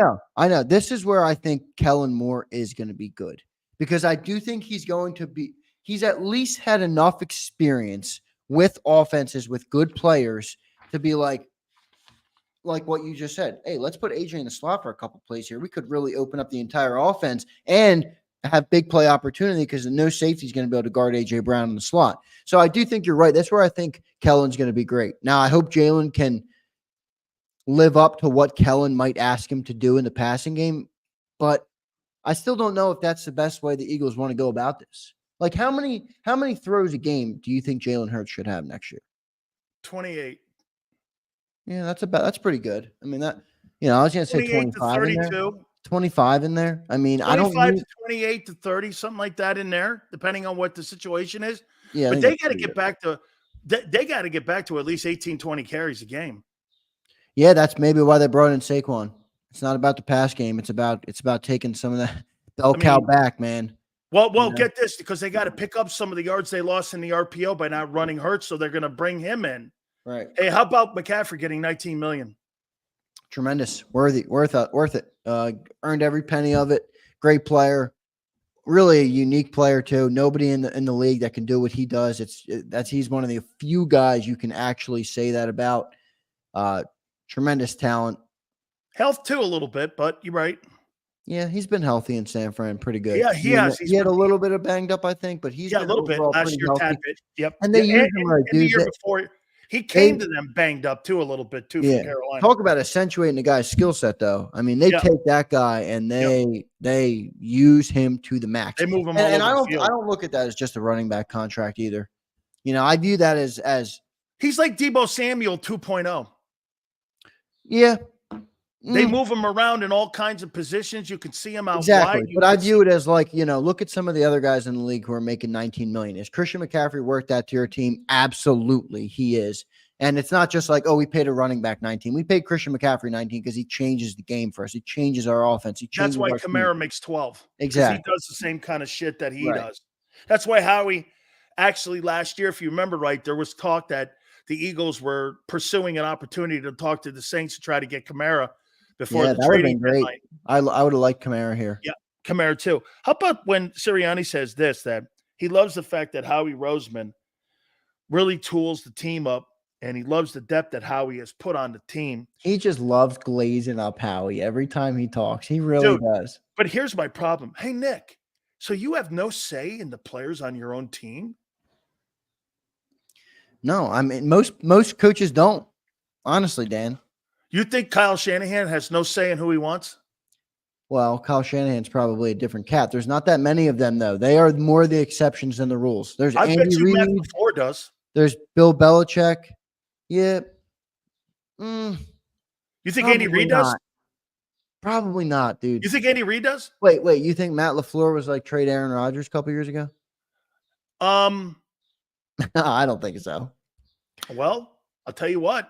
They did. I know Jordan Love's worked out, but I don't know if Matt LaFleur knew that. You have to have faith in two things with that move. If you're Gutekunst and you're in your mark, you know what you have to have faith in? The coach and the quarterback that they're going to get it right. And Green Bay's done it right 35 years. Yeah, they have. They sure have. They're spoiled. John says it all the time. This guy, man, I'll tell you what. If I'm ever going to send a Christmas package over to the NovaCare, I'm going to send a bunch of knee pads over there for old Nicky, man, with Howie's picture on him, because this guy loves glazing over, like you said. Yeah, Howie does all this stuff. I'm like, he always makes sure to find a little bit of a look, but this is a business. He's got to answer to Howie. He knows that Howie's in there with the owner. Oh God, Sills. There's a business to it, I don't like it. It's not my style. I would prefer he doesn't go up there and brown nose and all that crap, but he's going to do it. And that's Nick Sirianni. I've learned to live with it, but I've said consistently, he's my biggest concern with the team this year. So all of that stuff goes into it. I think he's goofy. I think he's a goofy dude. He's a goofy dude. Yeah. Is a very Look, good if he can coach the team, though, I don't care how goofy you are. He could be the goofiest guy in the world. Doesn't bother me. But okay, I'm going to go off now and talk. Not go off. I'm going to go to some of the things that I said that I'd want to see by Friday. How long do you think they go with a leash on Dean? We're not going to kill Dean. I'm not trying to kill him here. How long do you think? Is he the starter September 6th in Green Bay against Green Bay? I think they want to be. I think they want him to be, but I don't think he's shown it to them. I'm not sure they believe in him. I really don't. I think Howie wants him to be out there because dropped a third round pick on this guy a couple years ago. Everybody was talking about the Philadelphia Bulldogs. I mean, for crying out loud, So I don't think it's going to be long, though, Dan. It's going to be, I would say, 4 to 6 games if he starts. 4 to 6 games. 6 games. Dude, if he's a dud in the middle of the field at middle linebacker and you have Devin White standing right there, even if Devin White's not. Wouldn't you rather know in exhibition football if he's the guy? Play his ass. I don't know if they're going to start him. I really don't. I'm saying my 6 games was if they default to Nakobe Dean as the starter. And he might prove it. Maybe he plays well. Maybe he's not 6 games. But if he sucks balls for 6 games, I mean, I'm thinking they're going to put him on the bench. Bench? I'd fire him. How about this one? How long do you think it's going to take for that secondary to get communication skills across from corner to corner, where last year you had 18 weeks and you didn't connect one time in your secondary with that football team last year? If you think about it, what were you, 31st in pass defense? You couldn't get it done for 18 weeks. How long this year do you think this new process and this new philosophy takes to come together?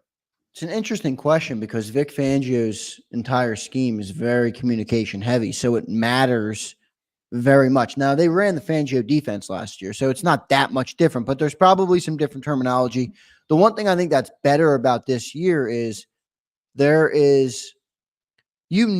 the leader of the defense is this year. Vic Fangio he's a guy that has earned the respect of most people in football. He's an older guy. He's not going to be told what to do. He's the leader of the defense. Last year, it was that's why they moved on from Desai when we're 10-2.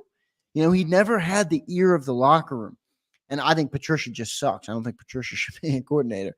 So the whole thing fell apart last year. He was exceptionally. I've never seen a coach, Xander, exposed as a head coach and a coordinator in my life. Usually the head coach under Belichick, Dan. Dude, he was under Belichick, and you know what that means to me now? He was just on the coaching roster. Yeah. He was not good, man. I remember when he was the next greatest thing since sliced bread before he got that Lions Pencil coaching in the job. ear Yeah. and all that shit. He was going to make nuclear bombs in Detroit. Yeah. So he sucked. Desai sucked. At least Fangio won't suck, but maybe that's why they're trying to keep Bradbury Sills. It is. You know, you got a lot of young guys in that secondary, you know, and if they're going to need to know how to communicate, if they're going to need to know terminology and all that stuff, it's not a bad move to have a guy like Bradbury out there in some capacity to be able to help these dudes. You know, Yo Quignon, get the hell over there, you know, stuff like that out on the field. Do you think Jalen, these next 3 days, is it a thing? Does he have to look better than Kenny Flickett? So he can suck the last 3 months of the season, all of the OTAs, and even the mandatory minicamp, and you're cool with that? Dan, he could look. All right, boy, do you have amnesia? He could look like Josh Rosen out there. Wow. Man, I'd like my quarterback to look functional. I want him to. I'm just that's not what you asked me. You asked me, is there going to be any conversation? No. I'm not saying you start him, but surely you want him to outplay him. Oh, you do. I don't know if he's going to. I think he will. But you think he'll outplay Kenny Flickett? Doesn't matter though. It's May and June. Yeah, you know why it matters? You want to bring some stability and also some confidence to your group and your coaches. Dude, I can't believe how you, an Eagle fucking maniac, is sitting there going, 23 didn't happen. Don't worry about it. It's like you've erased it from the tablets of Egypt. No, I have not. I've been consistent. Jalen Hurts is my biggest concern this year. He's got more questions to answer than anybody on the football team. Maybe you could put Nick Sirianni in front of him, but they're right there. But then when you're making $55 million, when your cap hits $100 million of dead cap space, I don't care what you do. You're not going to the bench. Never. No. By the way, he should have been benched a couple games last year. No, he shouldn't have. Oh, no, really? So you thought he played great in that Giant game at the end of the year, right? I didn't say that. You're putting words in my mouth. I said he shouldn't have been benched. He should have been benched for the Giant game. He stunk. You think Marcus Mariota would have given the Philadelphia Eagles a better shot to win? No, it wouldn't have mattered.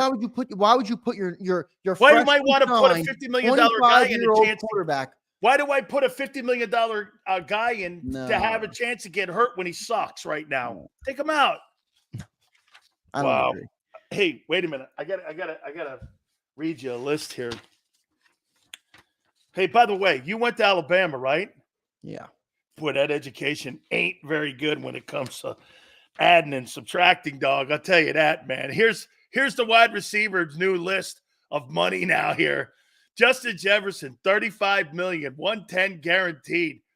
AJ, $85 million, $32 million. Hey, I don't see AJ crying about Devontae Smith, dude. Hey, I don't see AJ taking today. I was like, I don't see AJ taking pay cuts. St. Brown, 30, Hill, 30, Waddle, 28.5, same draft, and 65.7. Adams, 28. And this is what that kid said today.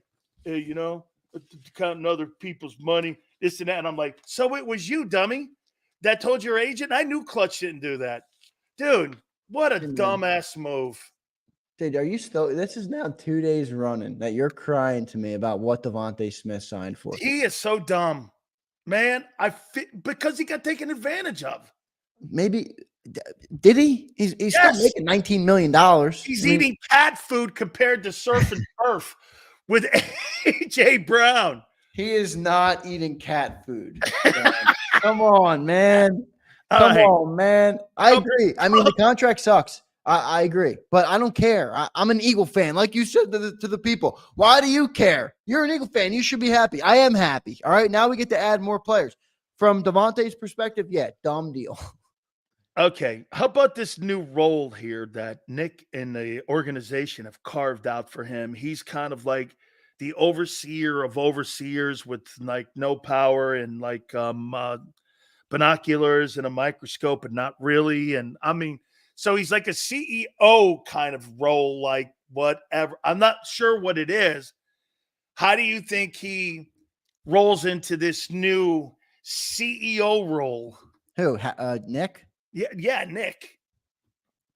I think he's been the CEO coach. He wasn't calling offense last year. Oh, no. It's not what. No, he said this. That's my offense. Yeah, but he wasn't calling the plays. And it's Brian play calling.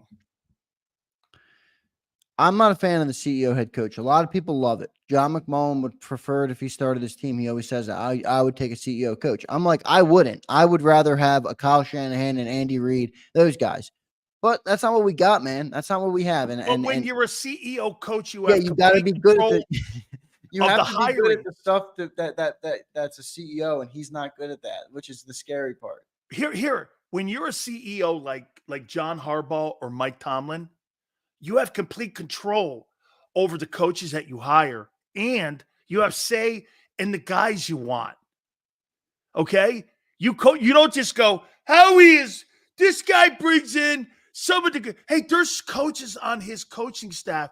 Isn't there one position coach that like Howie did it or Nick did it? No. How did he know Clint Hurt? He never worked with him.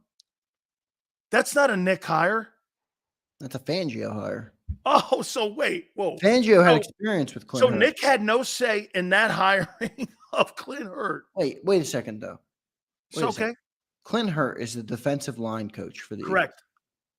Eagles. Would you want Nick Sirianni picking the D line coach? No. Here's how Sean McVay. Got his hires on defense. He hired Raheem Morris and said, Raheem, hire your staff. You get to hire your staff. As long as they interview with me, I want to know if they fit in my culture. We'll do that. Wade Phillips, same thing. Yeah. Okay. Well, guess what this guy did? Hey, make sure you go upstairs and tell my bosses before you bring a guy in who you're bringing in because they may want to know. That's not true. You're speculating. Oh, my God. Wait a minute. So, wait, you think they ran that Clint Hurt hire by Nick?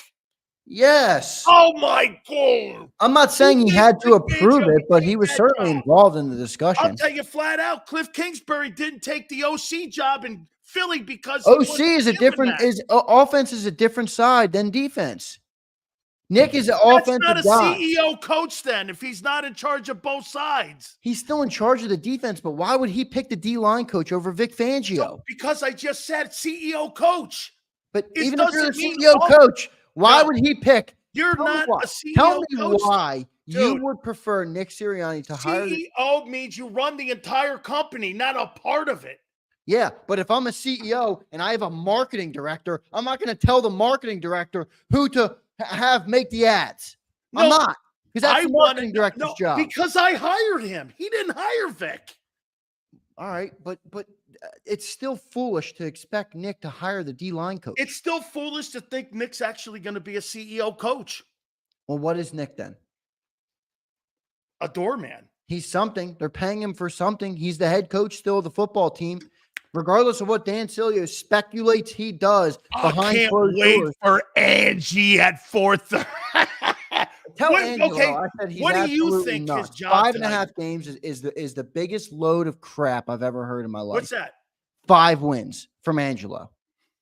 Wait, this is a guy that likes Jalen Hurts too, a lot more than you. He told you that on this show, how much he liked Jalen Hurts.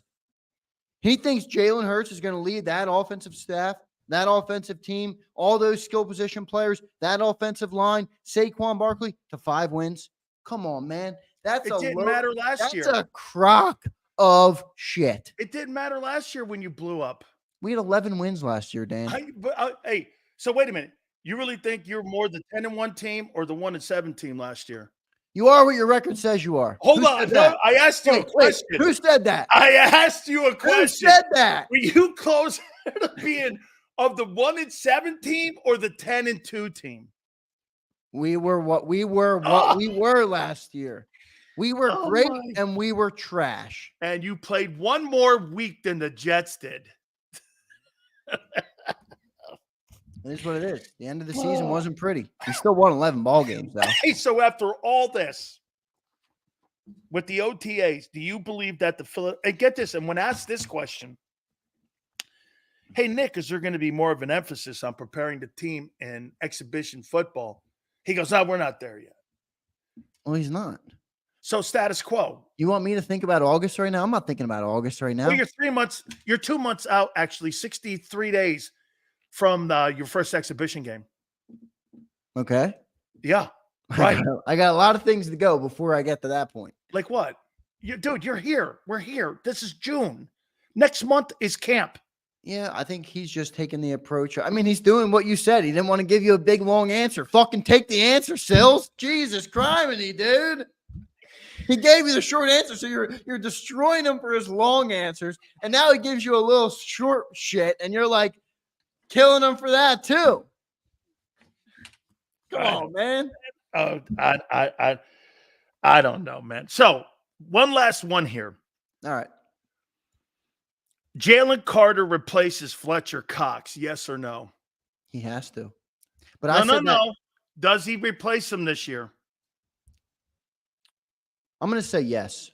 I got to be honest. I truly feel this. I really believe Jalen Carter is going to be a beast in the NFL. Even when you listen to him, because some guys that are that talented, they don't like, even Fletcher, right? Like, I love Fletcher. He lived up. He was everything we wanted him to be and more. But even him, like, he was great at football. I don't know if he loved. Now, he liked it, but like Jalen Carter seems like he eats, sleeps, breathes football.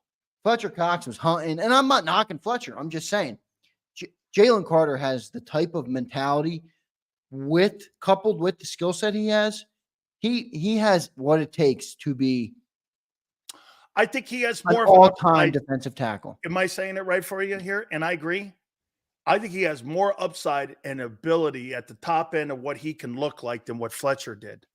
I do too. Yep, I agree with that. Now, Fletcher will he live up to it? It's another thing. And Fletcher the other thing Fletcher did is he played at a high level for a lot of years. I thought he got a lot of unwarranted criticism in the last couple of years. A lot of people were on his back saying, Fletcher fell off, just retire. Like, Fletcher played pretty good football last year, and he played 700 snaps. He was our leader on that defense last year. Yeah. I mean, you could make an argument he should have been on the Pro Bowl list. I know. I thought he was awesome last year. And, I mean, that's what, 12 years he did that, So that's a long time. So we'll see. But how about this one? For sure. I'm not going to go crazy here with this one because I'm going to phrase it differently. Does Cam Jurgens replace Kelsey to this level where it won't be a massive notice?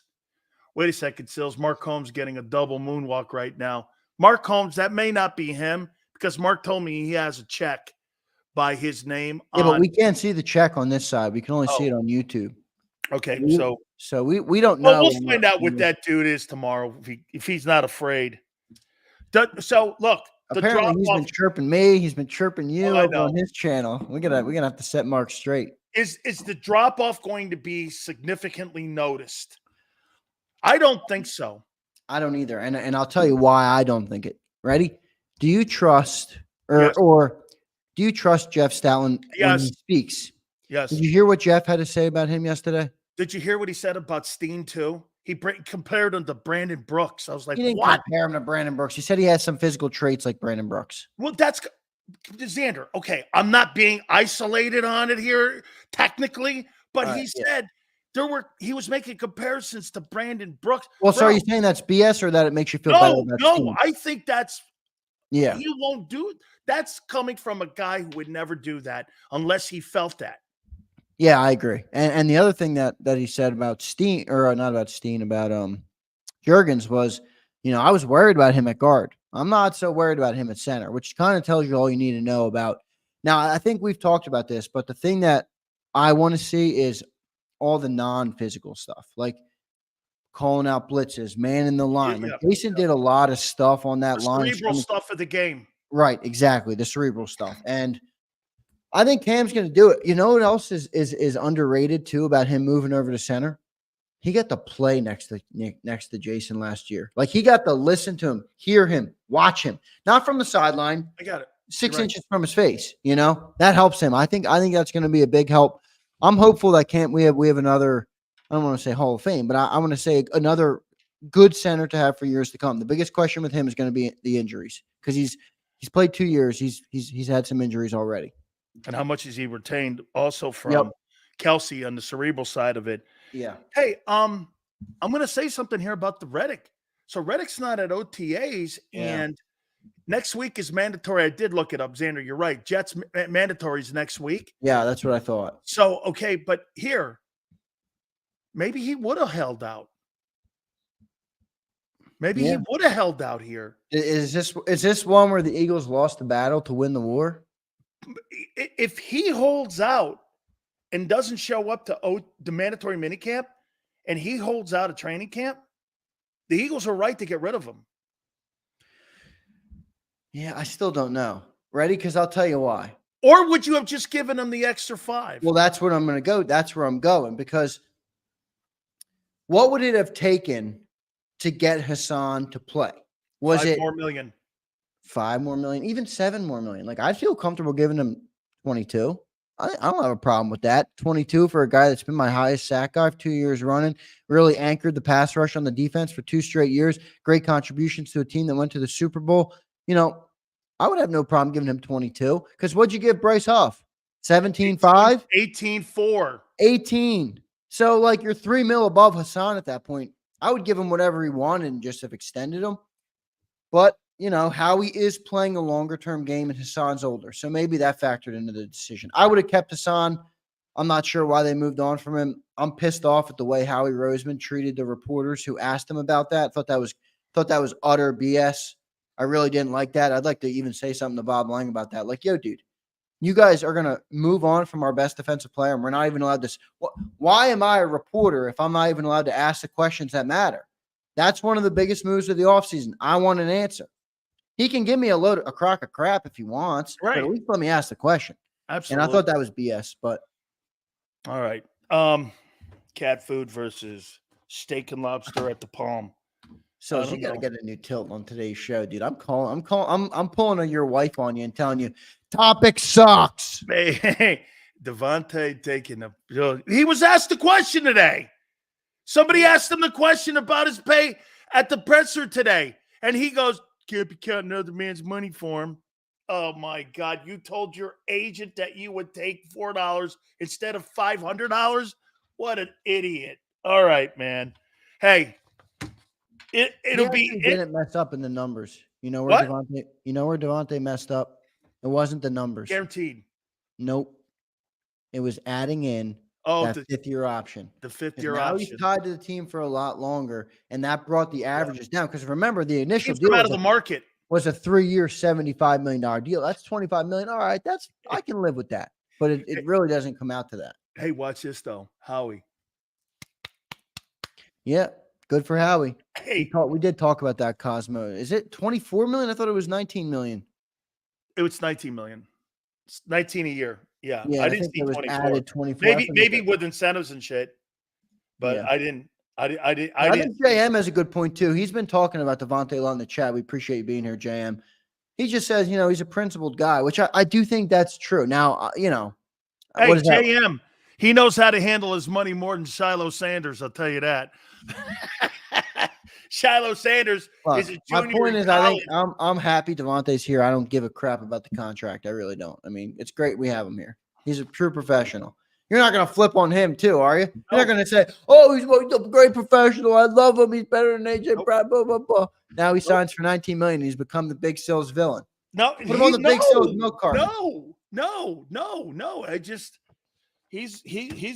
He's a really good team player. I really, it's a good guy, man. Went to Alabama, man. Give him a break. We're dumb down there. Yeah, you know what? We're dumb and we win. Yeah, exactly. I'll take dumb and win over smart and lose all day long. Hey, Xander, where are we in the likes right now? We got Angelo Cataldi coming up at the bottom of the hour here. Yeah. Where are we? We're trying to get to 200 likes. I'm excited to hear from Angelo, and I'm because he is a tremendous at this. Obviously, I know I chirped him for the 5 wins, but he's one of the best. Are you kidding, man? He knows that. Yeah, he's one of the best talk show hosts this city's ever had. So, 119 likes for at Big. Okay, guys, we're almost halfway through it here. A little bit here. So if we can, let's do this. Trying to get to 200 likes by the end of the program. Angelo Cataldi. Hey, Xander, you have improved. And you know what? No shade on Jody. None. No shade on him.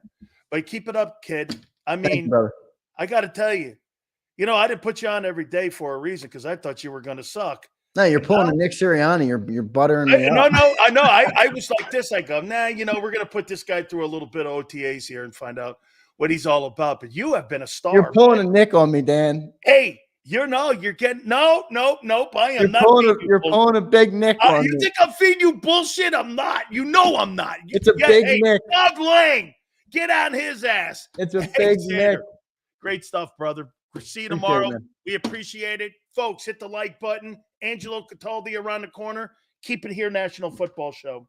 If you missed any of today's show on the JAKIB Media channel, listen to the podcast on your way home. Available on YouTube, Apple, and Spotify.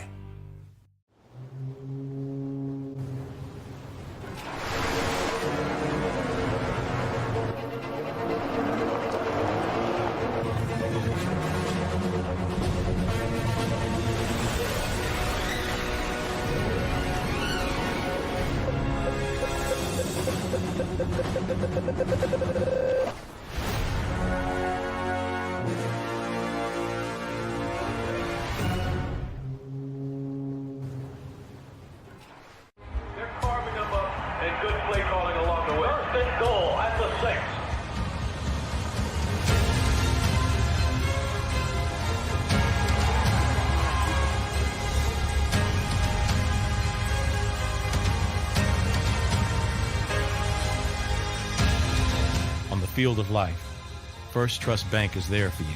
Champions on three. 1, 2, 3. Because Philadelphia dreams deserve a Philadelphia bank. Heading down the shore. Have a ball once more. Here, imaginations run wild and time stands still. Because here, you can find the best of the Jersey Shore, all on one 5-mile island.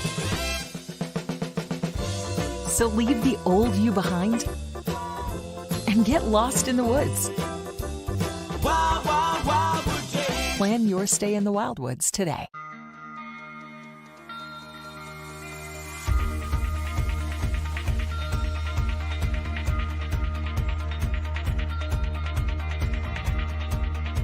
Hi, I'm Jim Muehlbronner, Managing Partner at Del Val Insurance Group.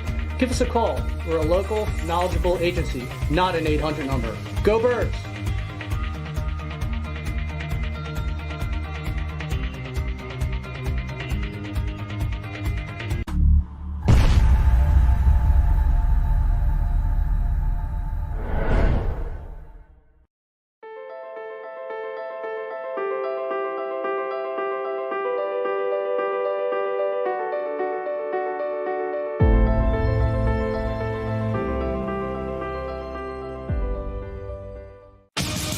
The greatest fans on earth. It's a bold statement, but would you expect anything less from Philadelphia? 58 years of heartache creates a toughness, a grit, a resolve not found in most. Sure, our prayers were answered, but now that we've had a taste, we're looking for more. Pondley Hockey, official partner of the Philadelphia Eagles. EAGLES, Eagles.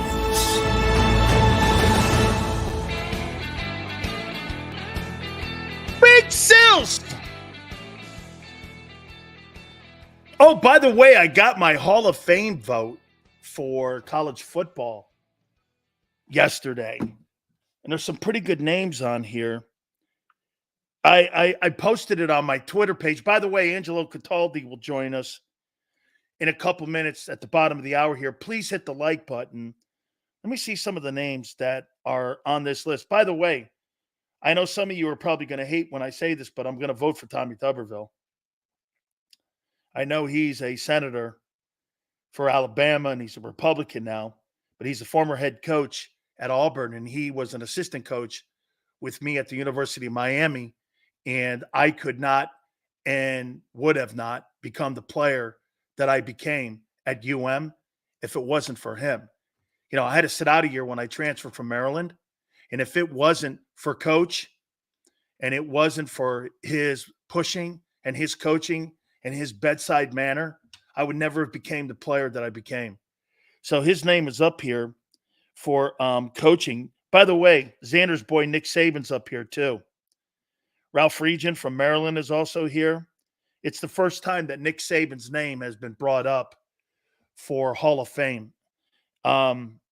Toledo, Michigan State, LSU, Alabama. I thought he was great at every single place. Every single place that he coached at. He was great at Toledo. He was great at Michigan State, turned it around. George Perlis and all them guys. He won a national title at LSU, and he was sensational, maybe the greatest college football coach of all time at Alabama. I would say to you, and I would ask you this, who do you think did more at their level? We missed a super chat. Can we hit it? Absolutely. Absolutely. KC threw their young DBs out there. We should do too. If season starts out slow, replace Slay, put Slay on the block, trade block at the deadline. Yes. Yes.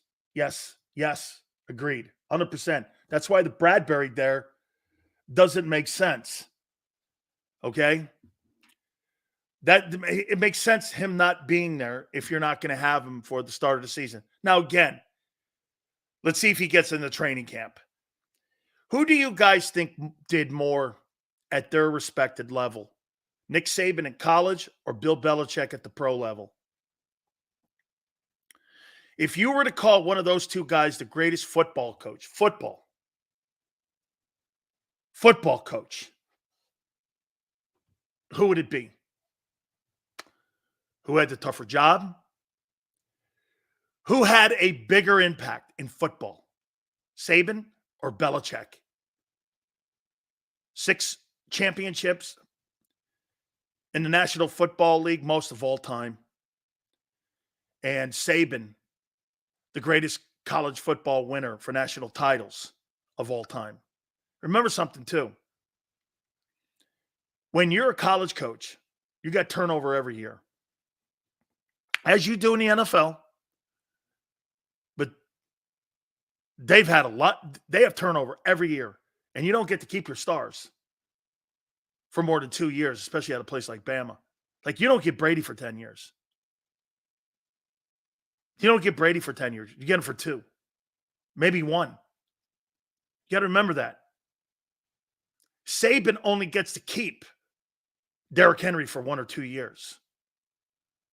Tennessee keeps him 9 years. So when you have a star on your team, I get to keep that star for a long period of time. Personally, I think Saban, and let's not forget something, Saban, when he was the coach of the Dolphins, was 2-2 versus Bill in their matchups when he was with the Dolphins. I think Nick Saban's the greatest football coach of all time. I think he's greater than Belichick. He recruited the players. He evaluated the players. He changed the system on the fly. If I were to pick and someone were to say to me, Sills, who's the greatest football coach you've ever seen? I think it's Nick Saban. I think it's close, but Nick Saban, in my opinion, is the greatest football coach of all time. You got to recruit these kids. You got to develop them. They're 19 years old, and you don't get to keep them that long. Bill found Tom, and also Bill found Nick at Toledo when Nick was the head coach at Toledo, and he was the brand new head football coach at Toledo. Maybe he was at Michigan State, and he became the defensive coordinator in Cleveland. And that's how that relationship got even bigger, is when Nick got the job as defensive coordinator for the Cleveland Browns when he was there. So if I were to pick, there's nobody on the pro level. Justin, there's nobody on the pro level that's in Belichick's league. And, people go like this, well, what would we do without Tom? Well, what would Walsh do without Montana? Same conversation. Same conversation there. So, I mean, Yeah, and so I'm looking at some of the names here, and I have to have my ballot in sometime in July for the Hall of Fame for players. Here's some of the players for college. I'm trying to look and see if any of the Eagle guys are on this thing. Kajana Carter, Penn State. I don't know.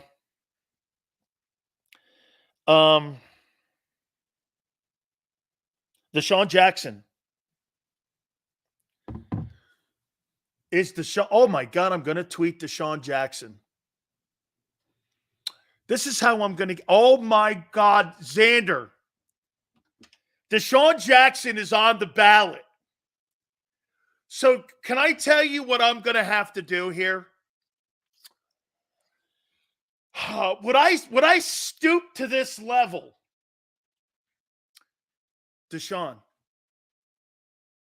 It's Big Sills. National Football Show. Hey, brother. I'd like to vote for you for, the College Football Hall of Fame, and I'll get a couple more guys to vote for you. You were a great player at Cal. And I'd love to have you on the program. Let me see does he have a way of me DMing him? Holy cow, he's you know what? Hey, Xander, am I that low that I would do that? Would hold it above him? I am not voting for Ryan Leaf. Am I that low?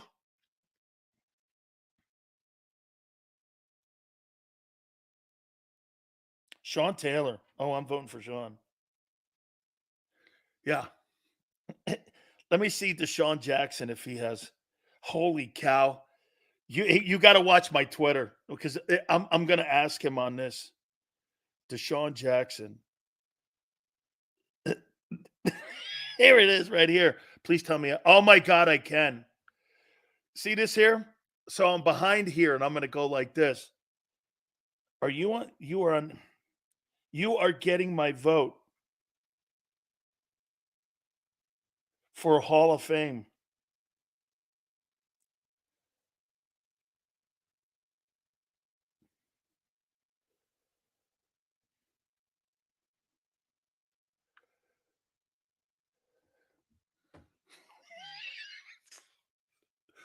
Let's see if he does. Then I'm going to go, hey, man, you got to come on the program. Whew. Man, I feel a little overheated on that one. Let's see what he says. Sills text is like he reads, hey, Prince, you think I went to Miami for a college education?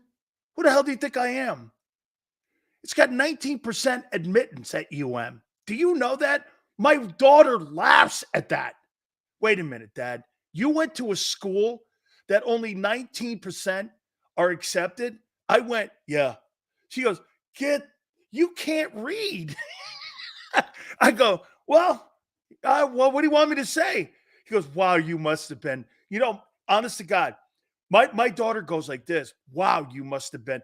We're sitting around having dinner. Prince, my daughter goes like this. Dad, holy shit. You must have really been great. And I was like this. Oh, yeah. Well, thanks, Dee. He goes, you must have really been great in college. And I'm like, my ego's getting bigger, of course. You know me. Big Sills likes backslaps. So I'm going like, yeah, thank you, Danielle. I really appreciate it. Dad loves that. Because there's no way in hell you could have got into Miami with your brains. I went just like this. We're at the dinner table. My wife starts laughing hysterically. She starts laughing hysterically. She goes, there's not a chance in hell you could have got into school or at the University of Miami with your brains.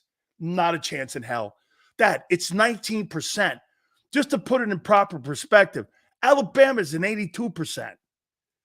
They do that so they can get all the kids in to play ball, which no, it's no shade. It's a great school and it's a great education. I know tons of people in massive places that went to Alabama. Massive CEOs around the country. It's a great school. But hey, 19%, just to put that in perspective to you, okay? Like Dartmouth is like 14. Be like, no. Yeah. So I remember filling out my application when I was transferring. They were like, no, you got to check this one here. I go, what's that? What's this? It's special education, Dad. That's what you checked. Special ed? That's how I got into Miami. I had to check special ed. What are you talking about here, man? No wonder my classes were so, terrible. Absolutely terrible. Angelo at the bottom of the hour here. Hey, I can't wait. I can't wait to talk to our friend. Okay, I can't wait to talk to him. So we look forward to having him come up here in a couple minutes here. But hey, week 4 of the National Football League, you guys have the Saints. Their next guy's up. Couple cliff notes here. This is week 4. We're going to start going through some of the games that you guys are going to play against some of these teams. And I pulled the Saints here. Saints are going to have a pretty easy schedule this year. I think they're going to do some stuff. I do. Last year they were 9-8, missed the playoffs in a very sorry NFC South. Dennis Allen I've never been a fan of him as the head coach taking over for Sean Payton. I just never been. I don't think he's a good, balanced coach. I think he's a phenomenal defensive coach. But I don't really think that he has a real good understanding of offense.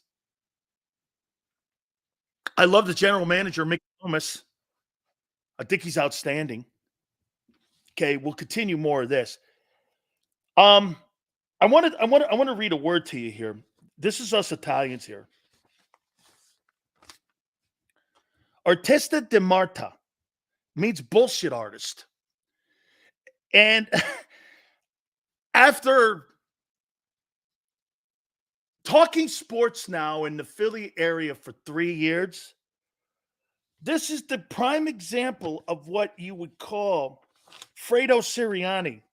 Artista di Marta, bullshit artist. I heard that press conference today, and I got to tell you, the stuff that Marcus Hayes wrote and the stuff that Marcus Hayes, who was on our network yesterday, it was remarkable. And all the stuff that Angelo has been saying for 3 years, I'm going to bang some of this stuff off him. And here he is, the author right here of Loud. You like my word? Artista di Marta, bullshit artist. That's an Italian word. I had to write it down. Hey, listen, Dan, don't be using that term when you're holding my book up, all right? But it would make a fine Father's Day gift. Think of it. AngeloCataldi.com. I'll personalize it for you. I love it, Angelo. Angelo, I heard, what's your take on Marcus Hayes and what he's covered the Eagles for four decades? Are you a fan, not a fan? Does he cover it? What do you think of him? The last 2 years of my tenure at WIP, he was a regular in-studio host with us twice a week. And here's what I'll tell you about Marcus, because I had many wars with Marcus over the years. That guy is fearless, and his people get him. Oh, you're a hot take guy. It's organic. It's what he is. He thinks big. Like I kind of did the same way that way. Nothing he says without careful consideration and logic and thought and experience. Marcus says, you may not agree with Marcus. God knows I didn't agree with him a third of the time. But he's got a great argument for everything he says. And in the climate we're in now in Philadelphia media, he's a godsend, because he's the one guy you could say is not going to be afraid to say what he wants to say and let whatever else happens. Let the PR department call his bosses and all that other garbage, right? He's not going to back down.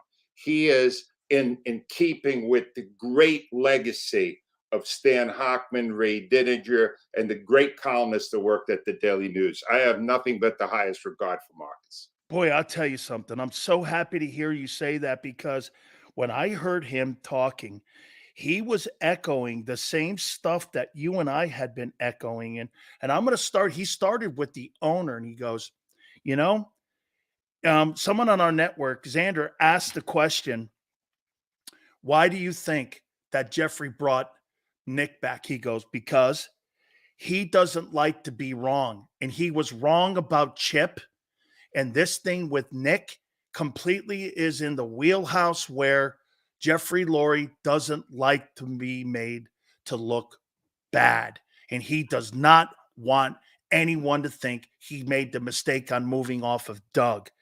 That's a pretty big take for a guy in the National Enquirer in Philly, where everyone thinks that he's kind of behind the scenes in a way, and that you're hearing a guy say the only reason that guy kept his job is because Chip Kelly, it was residue from that and him being wrong, which means it had nothing to do with coaching. No.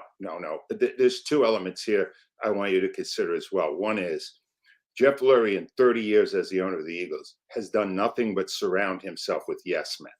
If you do not agree with him, if you do not polish his shoes at least a couple of times a week, if you not tell him how brilliant he is, then you will probably not be there that long.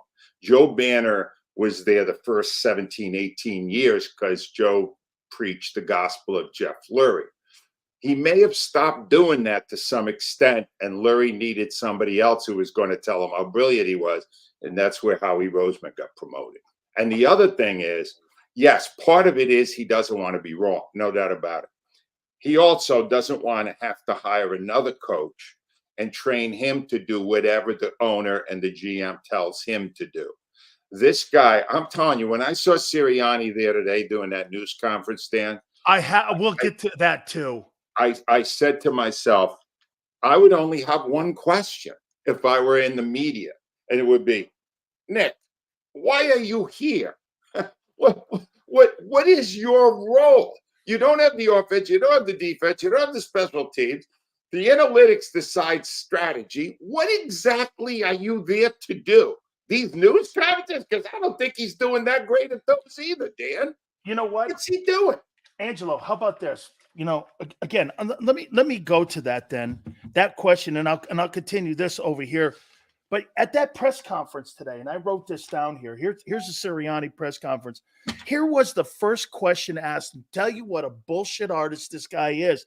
Simple question was asked to him this: why are you having a mandatory in your first mandatory mini camp? And you know what he went into? Well, we want the players to feel that, this is what it's going to be like during the season. They want them to get acclimated to this. And here's what I said.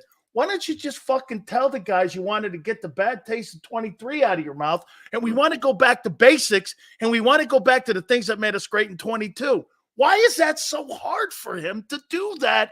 He is the most unqualified head coach in Philadelphia Eagle history in my lifetime behind a microphone. I've never seen anything like it. When he's answering these questions, he's rehearsing them in the back of his head to see how they're playing to the owner. That's all he cares about. It's a survival mode. You understand? That's all he's in is survival mode right now. He has no power. He doesn't do it. I don't know what he does exactly other than these news conferences. So as long as he doesn't screw these up enough so that the owner wants to get rid of him, he'll last another year. But he's not the answer. No one thinks he's the answer. Those players in the locker room know he's not the answer. If he was the answer, the end of last season would not have happened the way it did. He has no idea what he's doing. How about this? Marcus Hayes says that Nick Sirianni embraces insubordination. And I thought that was, here he goes like this. He goes, well, here's a prime example of it. Nick giving you that lie about Seattle throwing the ball up for trying to get an incompletion, and him coming up with that fairy tale he said. Then the players go, no, we went off script. And from what he found out was that the players were going off script more last year because they weren't believing in what the coaches were putting out there as a game plan. Yeah. And Nick was falling on the sword for them instead of standing up and keeping everybody in the guardrails. You're a coach. I'm a player. And so to Marcus's point, he thought that he embraced, instead of being a coach, being more of a coddler to what these guys were doing. That's why you had a frat house last year at the end of the season and nobody was held accountable. He's always been a coddler, though, Dan. He just became more of one. He was a coddler from day one. I'm going to tell you the tell here. There's a tell. You're going to get to see something before they ever play a meaningful game this year. He brought back the mini camp this week. He didn't do it last year because they were a Super Bowl team. They didn't need that practice. Let me tell you something. A man I truly, truly, truly love, a man who is a great coach and a part of our show for many years, Dick Vermeil. Yeah. He said he knew there was a problem when Nick Sirianni threw away a week of time to work with his team. He said this to us early in the season. He went, I wouldn't have given up that mini camp.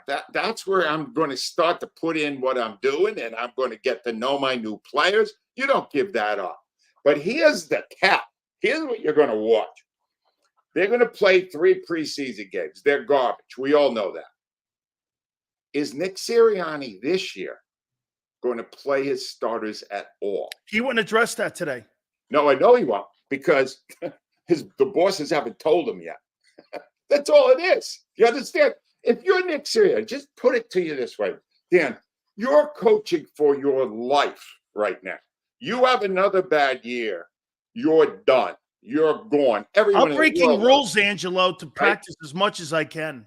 Right. But here's the thing. It's all or nothing for Nick Sirianni this season. Whether these guys get injured or not should be secondary to having them ready. So you have a good start. If you resume what you did at the end of last season, you're done. They got to play. They got to play on a field where they tackle you, not these stupid combined training camp things with the Patriots, whoever they got. That they need to play, not a lot, enough so that they feel the rhythm of being back in football after 8 months. Quality reps. He has not done it one time in 3 years. If he does it this time, he's got more control than I thought, because his bosses have been telling him not to put the players in the line of fire. Well, that's where you're going to tell if he's got any say on what he's doing. If they're not playing at all this year in the preseason again, he is absolutely spineless. He has no power, nothing. He's the ultimate yes man. And he's still going to lose his job at the end of the year. How about this? Marcus came out and said that, it's crazy when he watches Howie and how everybody circles around Philadelphia giving this guy crowns and gives him the king seat. He's like, what's funny is that Joe Banner's the guy that put the structure in on how they are going to operate and how Jeffrey Lurie was going to do business. And in his opinion, he was more instrumental in that 17 Super Bowl and how they were able to build that thing up structurally than Howie was. And Howie takes full 100% autonomy credit for winning that Super Bowl, even over Doug, he said. So, do you agree or do you disagree with that? I don't agree. It's like I said before with Marcus. I don't always agree with him. He's got a strong opinion. I don't agree with him because I'm not an objective judge on this. I despise Joe Banner. I hated him. He alienated everyone. He screwed over not just the Eagles with his miserly approach to the game. He screwed over other teams. The Flyers wanted to play at the Link, the outdoor game. He held them up until they had to force it into Citizens Bank Park. He was a friend to no one. Do you understand? Here's a quick story for you, Dan. I'm in the hospital. I'm about to get colon surgery. I'm having a partial resection because I had diverticulitis. I'm not at work. I'm in the hospital. I'm about to go in for surgery. They've already got all the markings on me, right? Where they're going to cut and all this stuff. And Rhea calls me in the hospital on my cell phone. And she goes, Joe Banner just got fired. Joe Banner's gone. I'm going in for surgery. They're getting ready to put the anesthesia in my IV. I said, Rhea, get me on. Get me on. I gotta savor this moment. You're laying on the gurney? Oh, I'm on the gurney. Do you understand? And I went, and what I said, Dan, this will tell you how I feel about Joe Banner. I said, Rhea, Al, all of the people listening right now, know this. If I die on the table, I will have a smile on my face. Oh my God. So if you're going to tell me something good about Joe Banner, hey, we'll move on from that. That is going to happen. So here's so Angelo Cataldi's laying on the autopsy table, and he's looking over, and he goes, he's got not feeling well, and all of a sudden someone goes, and Rhea, his co-host, hey, Joe Banner died. Get me out of here. Get me on the line. I got to talk. Holy cow. You got to savor the moment. Holy cow. That is one of I hated that guy. I still hate him. Really? Was he that? He's so Howie must be like night and day to that guy. Right. If you want the ultimate definition of weasel, it was Howie. It was Joe Banner. Joe Banner placated no one. Joe Banner was a phony. He was, well, you saw what happened when he went to Cleveland. How'd that go? Train wreck. Going nowhere. The guy, and then you know what else? Go see the movie. He was in a football movie with Al Pacino, with Kevin Costner, Draft Day. He's a horrible actor too.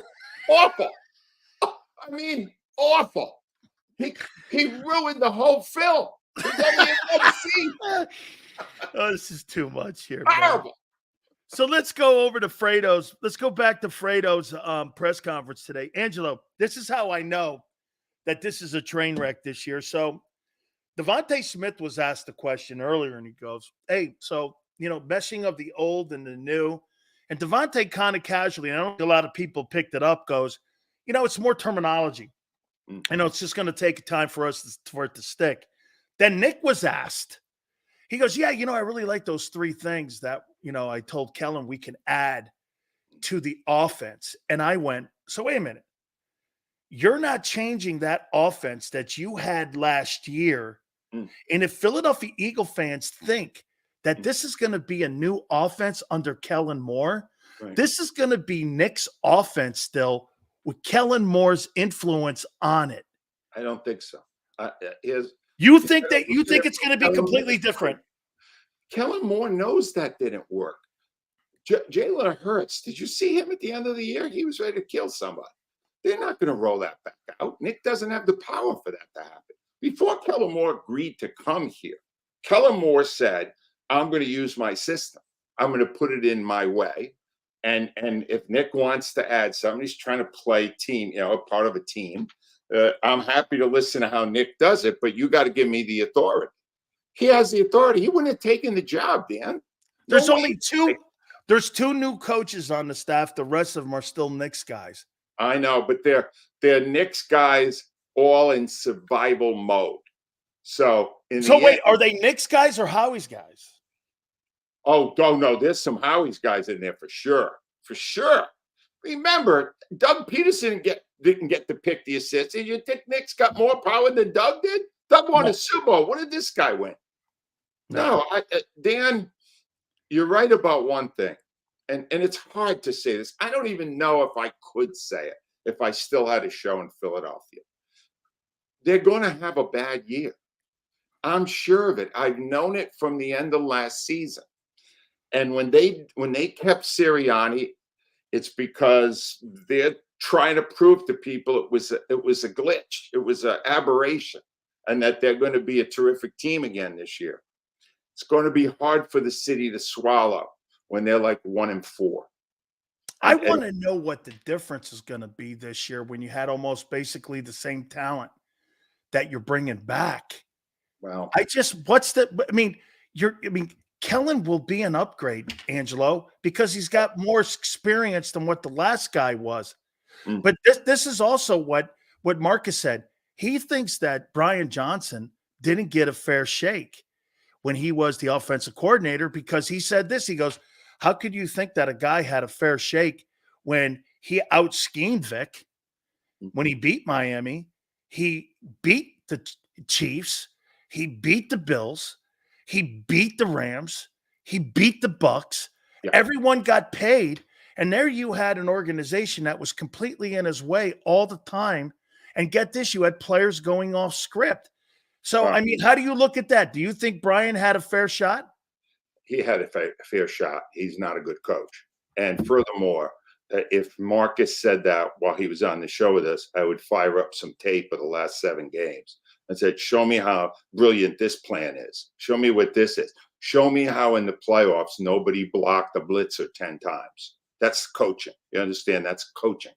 And they didn't do it. And it's something you made one comment that I'm not fully on board with, Dan, when you said they have around the same talent. They don't have Jason Kelce. Agreed. Jason Kelce. I was watching, the offensive line coach, Jeff Stoutland, talking about Jason Kelce, and he went, Kelce was more than a player. He was my partner. He was an extra coach. He helped us when we needed to get these guys on board. And they still collapsed in the last 7 games of the season. He's not there now. When they looked out there at the mini camp today and they didn't see Jason Kelce after 13 years, that had to be a shock. Jason Kelce, you can't even begin to calculate the value he had to that team. And he couldn't do anything about what happened at the end of last year. How about when you combine Fletcher too on that? Yeah. So you put the two and of them. Hassan Reddick. Reddick was their best player. They found a way to make him less effective by putting in a scheme where they got him out covering passes, which was just stupid.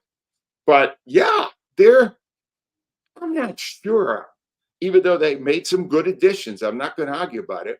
Saquon to me is not going to be that much of a difference maker. I'm sorry. I agree. I asked that question too. I go, do you think this guy puts the Eagles over the top to win the Super Bowl? And nobody thought that he did. No. So I think if you eliminate Cox and Reddick and Kelce, those are big names.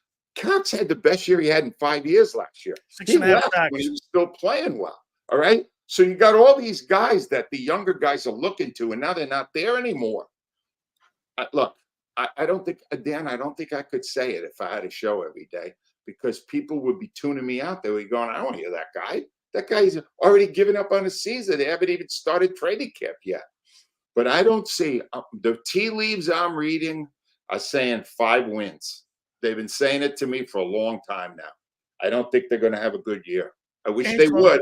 Here's why people would listen, and here's why people.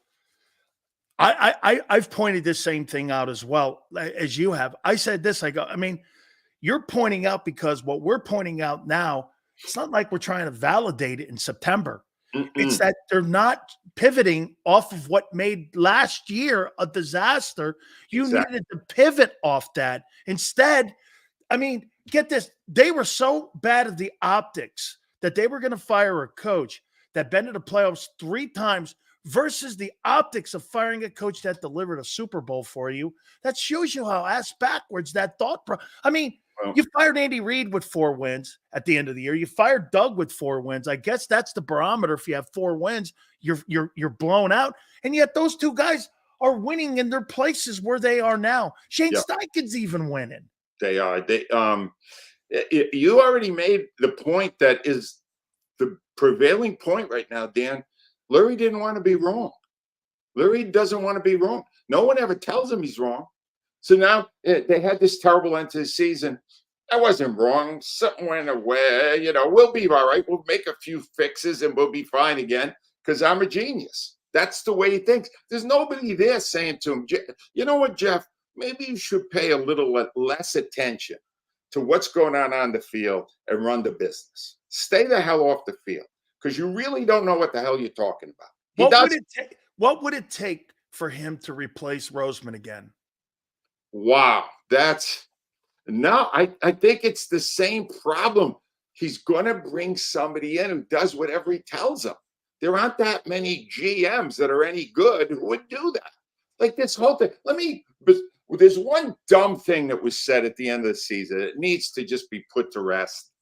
There isn't a chance in hell Bill Belichick is ever coming to Philadelphia to be the coach of the Eagles, because Bill Belichick is not listening to the guys upstairs. He's got, what, 6 rings? He is not listening to a guy with 1. He's not listening to Howie. He's not listening to Larry. It's not going to happen. And those guys are not going to abdicate their power. They are going to always retain their power. Doesn't matter whether the team does well or not. Jeff Lurie has to know he's the man. And that's it. All dominoes off of that. Do you think also, too, that they wouldn't pay the 20? Because right now, this is, everyone's like this. How come he didn't take the Atlanta job? How come he's never been? Well, next 2 years, he's making $20 million sitting on the beach up there in Cape Cod. Why would I take a job that's going to get me an opportunity maybe not to have good face? I had a shitty ending in New England. I don't want to add to that narrative. Why don't I just keep my money and wait? So you're saying, would the Eagles ever pay the 20 and give the control? No. They wouldn't pay anyone 20 because the 20 indicates control. Yes. When you give a guy that kind of money, you are saying to him, run my football team. No. Well, Sirianni probably gets $3 or $4 million. I don't know what he gets, right? But that isn't the money that says you are running my football team. 20 million is. No, it's never going to happen. They're never going to. When did they bring in? Just go back to Andy Reid. All right. They brought him in. He was a tight ends coach when they brought him. Green Bay. Right? No experience. Then when he left, who'd they bring in next? Chip Kelly? Yep. Chip Kelly was kind of like the flavor of the month in college football. Buccaneers offered him a job. The Bucs gave him some power. It blew up. That didn't work.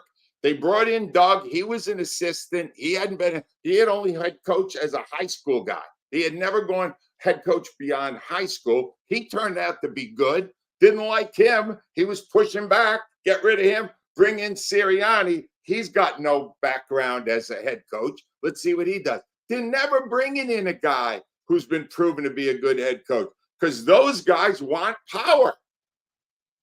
So never an experience. No, they haven't. Name me one. Yeah, no, Whoever was an experienced coach. Now they're going to go from that to Bill Belichick? No. Was Ray Rhodes a hire by Jeffrey? Ray Rhodes, maybe. Again, because I thought Ray was an assistant in San Fran when he got the job in Philly. No one had any head coaching experience in the pros and in the NFL who came here and took over for Lurie because Lurie wants to say Lurie is the man and he thinks he's brilliant. He's not. One last question for you. His involvement on the day-to-day operations of football operations, in your opinion, on a scale of 1 to 10, is what? Oh, it's 8. Wow. When Doug Peterson was there, Dan, every Tuesday he had to meet with the owner. Every Tuesday he had to meet with the owner. Now, what's the owner tell him? How great he did? If they blew a game, he's telling him what he did wrong.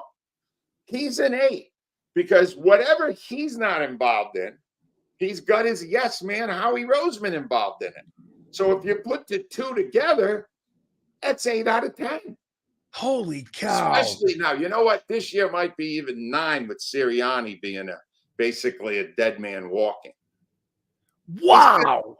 This is why he wants to run the thing. He thinks he's a football sage. He's not.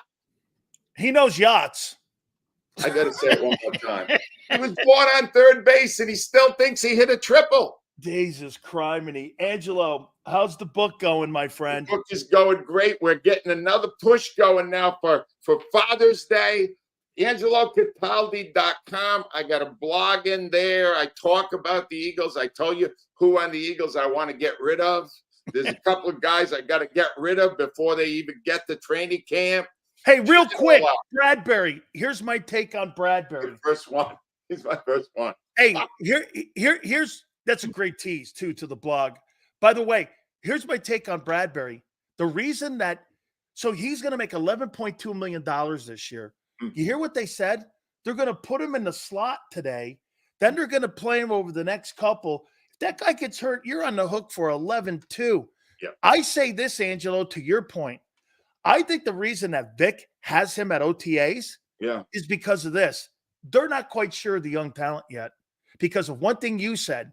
Yep. They don't use the exhibition season, those quality reps to figure out what they have at linebacker. And you're going to go in to that game in Brazil not knowing what you have again like you did a year ago. Watch for that. If they play him, maybe Nick has a little bit of say. And one other thing about injuries in the defensive secondary. It's been windy here in Philly today, Dan. Avante Maddox probably is injured. Oh, my God. Oh, my God. He broke his toothpick.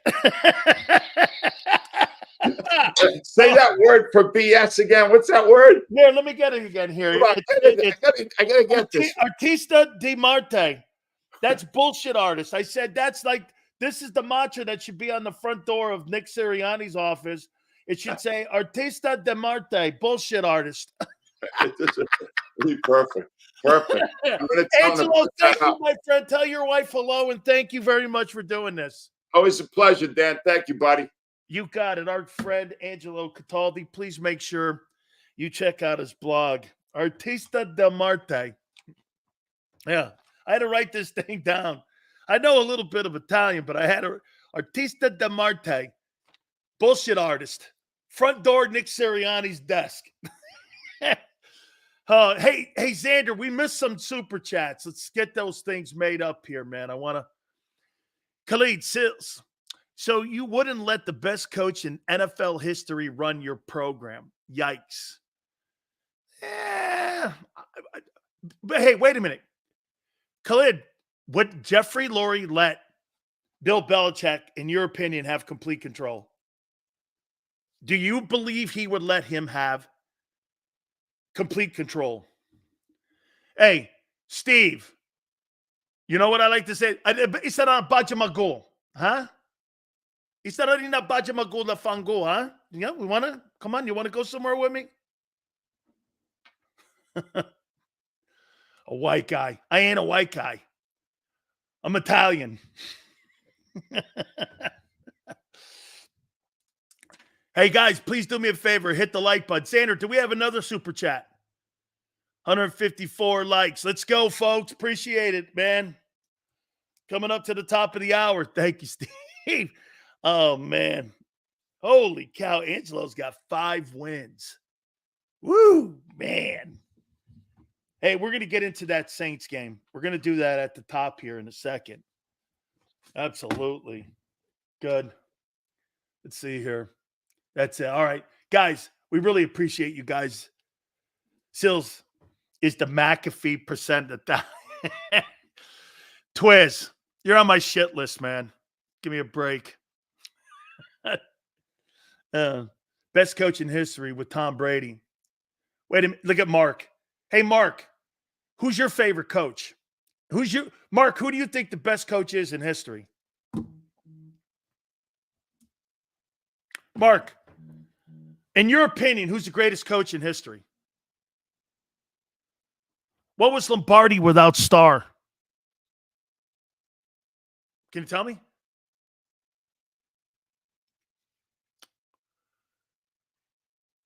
Come on, Mark. Who do you think's the greatest coach? Lombardi. Who was he without Bart Starr? What did he do? What did Noel do without Bradshaw? As a matter of fact, he sucked. Thank you, Manster. Hank Stram. What'd he do without Len Dawson? He won with Starr. Oh, what did he do without Starr? What did Shula do without Greasy?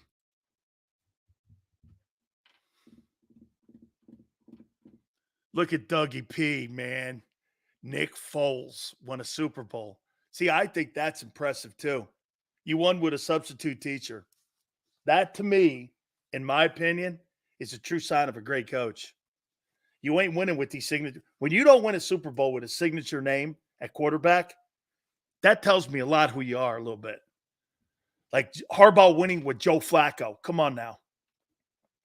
Right? Little bit there. All right. We are going to reset and we're going to take a look. What do we have here? Oh, yes. We got a bunch of stuff here. We are loaded in this hour, believe it or not. Alfredo Sirianni gives you a lot of content. Plus, we're going to take a look and we'll look at your Week 4 opponent, the New Orleans Saints. Joe Gibbs, Taylor, you win. You could make the argument Joe Gibbs is the greatest coach of all time. Winner of 3 Super Bowls with 3 different quarterbacks. I mean, that is quite a statement. Congratulations, Taylor. You probably win the argument there with that because he did show you it was more about him. Bill Walsh, what'd he do without Montana? Hit the like button. Keep it here, National Football Show. If you missed any of today's show on the JAKIB Media channel, listen to the podcast on your way home. Available on YouTube, Apple, and Spotify.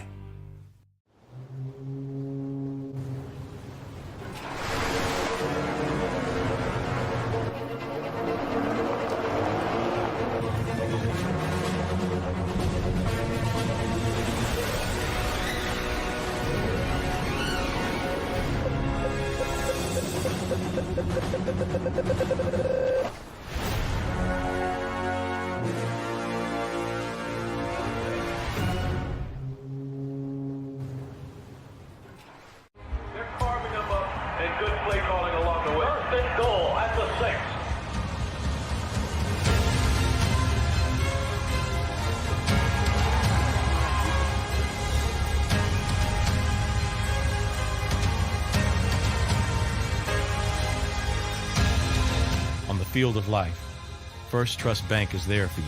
Champions on 3. 1, 2, 3. Because Philadelphia dreams deserve a Philadelphia bank. Heading down the shore. Have a ball once more. Here, imaginations run wild and time stands still. Because here, you can find the best of the Jersey Shore, all on one 5-mile island. So leave the old you behind and get lost in the woods. Wild, wild, wildwood day. Plan your stay in the Wildwoods today.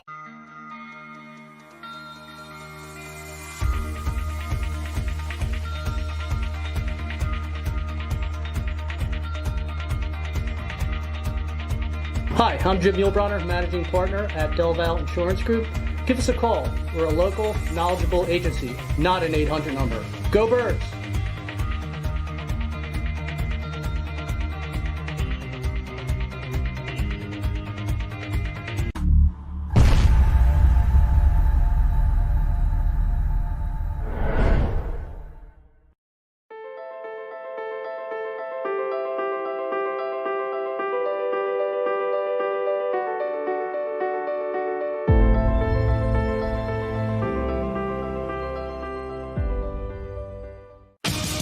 The greatest fans on earth. It's a bold statement, but would you expect anything less from Philadelphia? 58 years of heartache creates a toughness, a grit, a resolve not found in most. Sure, our prayers were answered, but now that we've had a taste, we're looking for more. Pondley Hockey, official partner of the Philadelphia Eagles. EAGLES, Eagles.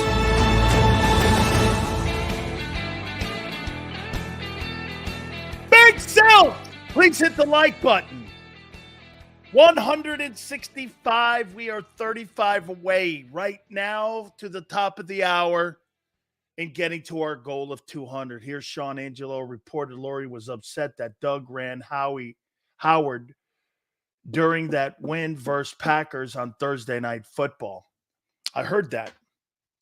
Angelo told me that to himself. Hey, Sills, when's your daughter playing? We're working on it, my friend. Thank you for asking. She's kind of a little bit now in kind of rehab and got out of college, graduated, and we're kind of working on that right now. Thank you for asking. I appreciate it. Guys, please hit the like button. We really appreciate it. Hey, real quick before I move on here. I have a question. and this goes out to the national media. When are you going to apologize to Aaron Rodgers for attacking him on his COVID takes? You know, a lot of people are starting to call it the scamdemic.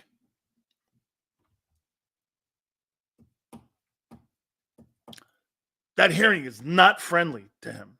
Just curious.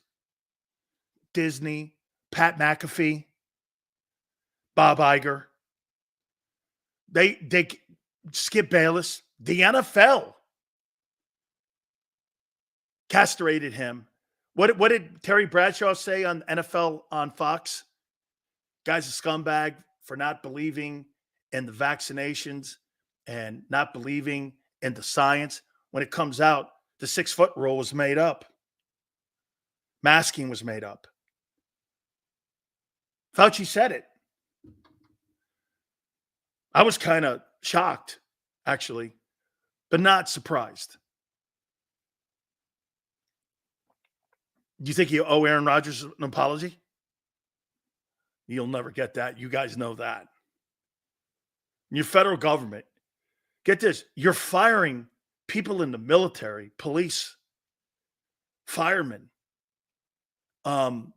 city workers, people in the government who worked in the government because you wouldn't take the shot. And now it comes back. Some of the things that they asked them to do were not needed. It's insane.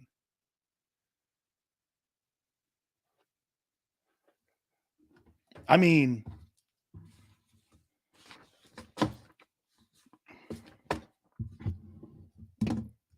like when one person had a different view of it, they were automatically shut down. Shit, man. If you said anything on YouTube or you said anything on Twitter or Facebook for sure, they would ban you.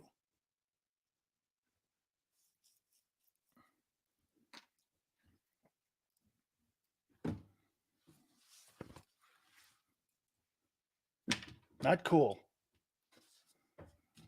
In a free speech society. I mean, sometimes I think we pretend we endorse free speech. I do. I think we pretend we do.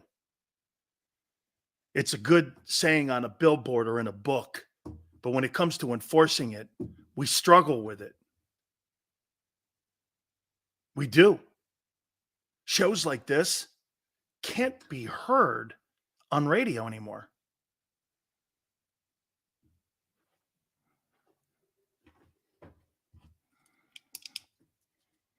And that's why this platform is in the next 10 years ending what traditional radio will look like. It's already done it to the newspaper industry. It's on its next victim, which is cable TV.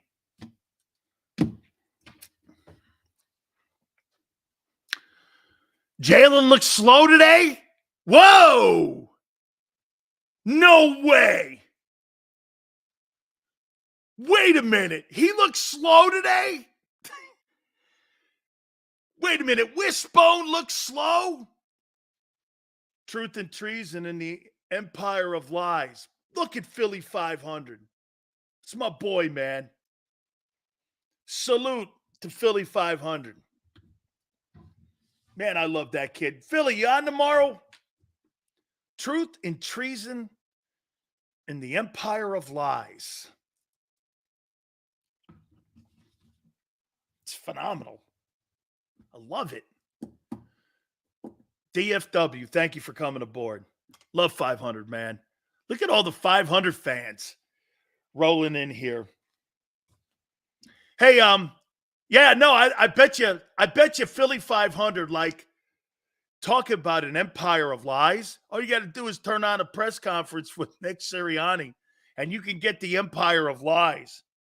Hey, Nick, why are you holding your mini camp? Well, well, yeah, whatever, guy. Oh, congratulations to you, Philly.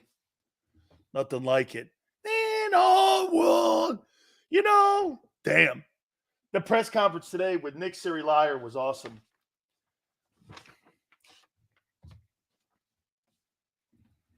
Why are you holding the mandatory mini camps?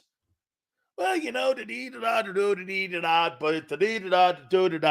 so what I heard, instead of just answering, I want to get the taste of 23 out of my mouth. Couldn't do it. New offense versus the Angelo disagrees with me on what I heard. He disagrees. But I swear to God, I heard Nick say, I really like those 3 plays. I think we'll add him. Add him? To what? Your shitty offense? A.J. Brown getting all them targets. Yeah. Hey, Philly, are you in here? Philly, I want to drop this on you here. If you're in here, Philly 500, I want to drop something on you. Hey, Sills, you were right. That Marcus Hayes interview was good. DFW, he just delivers his content a little different, doesn't he, man? Philly, you ready? Philly, I got a question for you. Okay. You and Xander are enormous A.J. Owens fans. You should be. Guy's a talent. Hang in here with me. See if even DFW likes this, because DFW is the guy that actually gave me the thought for this. Because CD had so many targets last year. How about this one, Philly? I'm not saying a ton of targets. But how about this one, Philly? Why don't you put AJ in the slot a little bit? Mismatches. Put him in that slot. You imagine him against safeties? The number 1 corner in the NFL is going to cover him, right? Well, can you imagine him against one of the 40th best safeties in the league? What he would do to him? He would destroy him. Can you imagine AJ Brown? AJ Brown in that slot. Get him about 15 or 20 more. And by the way, once again, Philly, it's mismatches. I'm looking at matchups here. At mismatches. Dude, there's not a team in the league that could really cover him. Then you're moving him around. And you know what else you're doing? You're helping Hurts not be predictable. Hey, and by the way, so what if he was in the slot?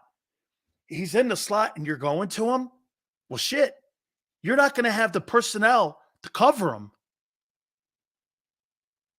You think a team like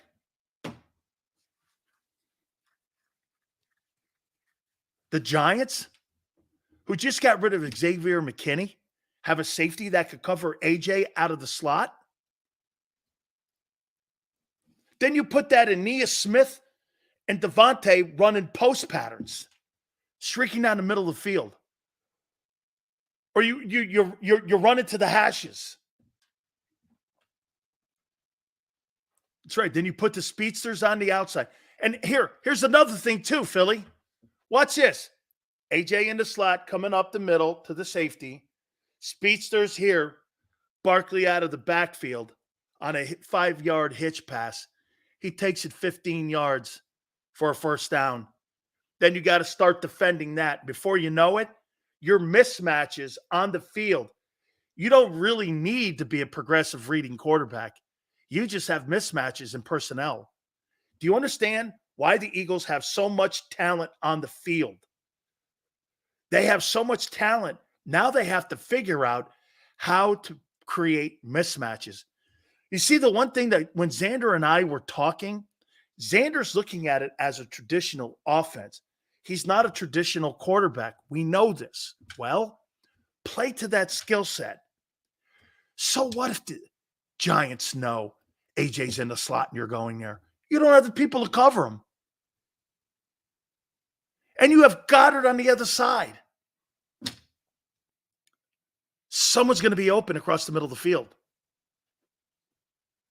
You're helping. Hey, Here's a great example of like the Cowboys, for instance.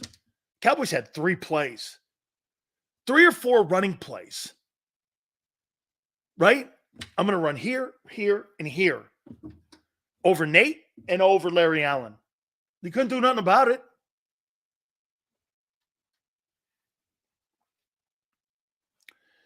And this is why, hey, Philly, this is what DFW, he gave me this because I didn't realize how many more targets CD had out of the slot. So last night I'm going like this, and I agree. He's a yak machine, AJ. If you motion AJ around, it gives them free release plus keeps him off press. Yes, that's exactly my take. I think both him and Devontae should be used all around. Drop Devontae in the slot. Move him around. Hey, if Jalen can't move him around himself with his head and his eyes, generically do it. Line him up. Or situationally line him up. Line him up there. Help him out. And eventually, he'll get used to knowing where they are. Pretty soon, the quarterback, you're helping him learn how to read defenses. That's what I'm saying. It's not, you can't, tell me if you guys think this is wrong. Here's the difference between Brock Purdy and Jalen Hurts. They do what I just said, but they don't do it in Philly. They move Ayuk and McCaffrey and Debo around. That's why Purdy's a better passer. It's not so much he knows what Shanahan is putting him and those players. And how many times have you seen McCaffrey go out wide? I've seen him out wide. They don't do that in Philly. They're generic on the numbers.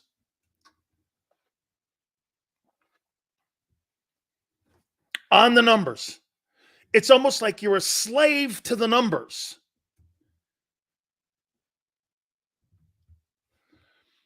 Eagle fan goes, maybe that was the coordinator's issue last season. Wait a minute. Eagle fan, that was Nick's offense. That was Nick's offense. He said it 1 billion times. So before you say it's Brian Johnson, so Nick was Eagle fan, are you calling Nick a liar? He said it was his offense, Brian calling the plays. Numerous times. So either he's lying or what?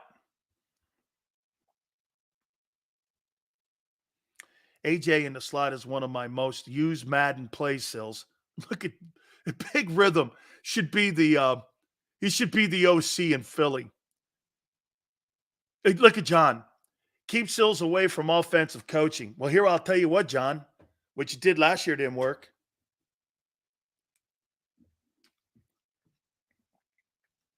And those guys had big numbers. Think about that, John. You broke all kinds of records in Eagle history. And you lost 7 to 8 games at the end of the year. Good job, Nick. Good job, John. Keep it up, buddy. Jalen Hurts is not a very good progressive reading quarterback. Help him. There's nothing wrong with helping him.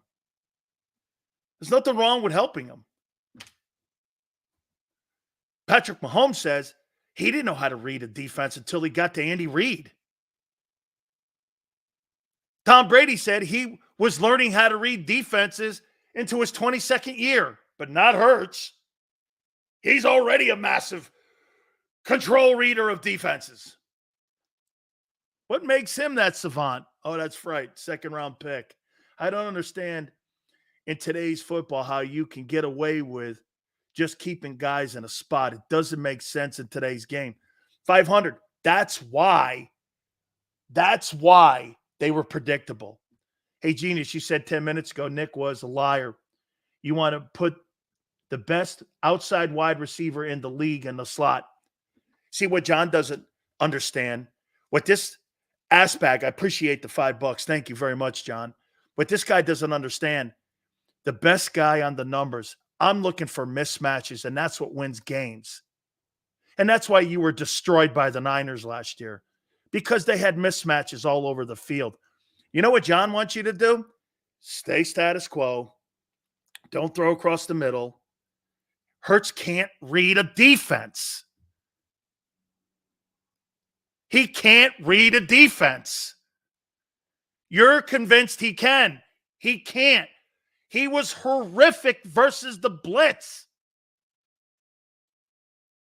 This guy doesn't know what he's talking about.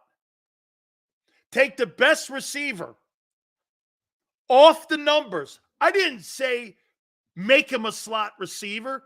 I said make some mismatches to help Jalen out. Hey, so wait a minute, John. Is this about helping AJ out? Or is this about making Hurts a better quarterback? Claim your team, fair weather coward. I don't have a team. I love NFL and college football. I don't root for anybody. I like fan bases. Rooting for a team. I had a team back in the day, was the Giants, John, because my uncle's a Hall of Fame New York Giant player. Right there. Andy Robustelli. Okay? Hall of Fame player. So I was a Giant fan growing up, kind of. And we knew Wellington Mare. And the Bucks because I played there. But as a fan, not really a fan of any team. I'm a fan of greatness. Exactly. Congratulations, I guess.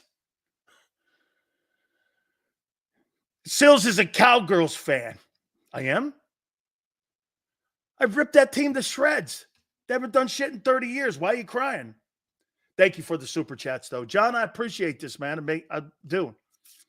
It makes sense because they can't hit you in the middle of the field anymore. They have to let you catch the ball and run. That disciple, correct. See, Rich Kotite, John Keppendinger, or whatever, Kotite Keppendinger has a different view of it. I would be ashamed to admit I like the Giants too. I don't blame you for hiding it. Why would I hide my uncle as an NFL Pro Football Hall of Famer? I would hide that? That my uncle's in the Pro Football Hall of Fame? Why would I hide that? And he was the GM of the Giants? Hey, Greasy. Really? Hey,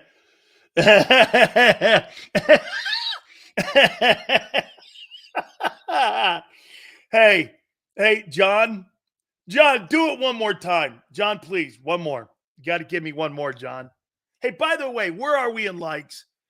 John, give me one more, John. John, give me one more, and I'll tell you what was said about you in the background because it's quite hilarious. Oh, man. Fantasy Catholic schoolboy. Yeah, okay. Oh, okay. Hey, what do you... Oh, you're trying to 8 Mile me? 175. Guys, we need 25 more. Let me see here. Yeah. Oh, Sills is privileged. Yeah, privileged. Oh, man. Sills is privileged. All right. You know, hey, Prince, I did sleep on a cot in a church when I was younger for a bit. Please don't let me go there because my aunt watches the show. Do you think Dean will be cut next year? He sucks. Trey, cut next year? Come on, Trey. Does he get out of camp? That's why you say to Josh Allen, what? Yeah, okay. Did Sills? I'm sorry? No. Prince goes, I know you, Sills. You don't know shit, Prince. You think you do. Yeah, okay. You think you do. You don't know shit, Prince. I don't think Dean sucks. He's just underdeveloped. What, like an infant? I said cot, you stupid ass. I slept on a cock. I slept on a cot. Cot. You want to know typical Philly? Hearing what you want to hear. Right there, Prince. Cot. Oh, my God. Animals. My aunt's going to, you're animals. As Italians would say, bruta animal. Okay? You guys are bruta animals. And bruta animal. I mean, you're animals. So are you standing for the whole show? That's impressive for real. I like to torture myself. Hey, I'm a big fan of torturing myself.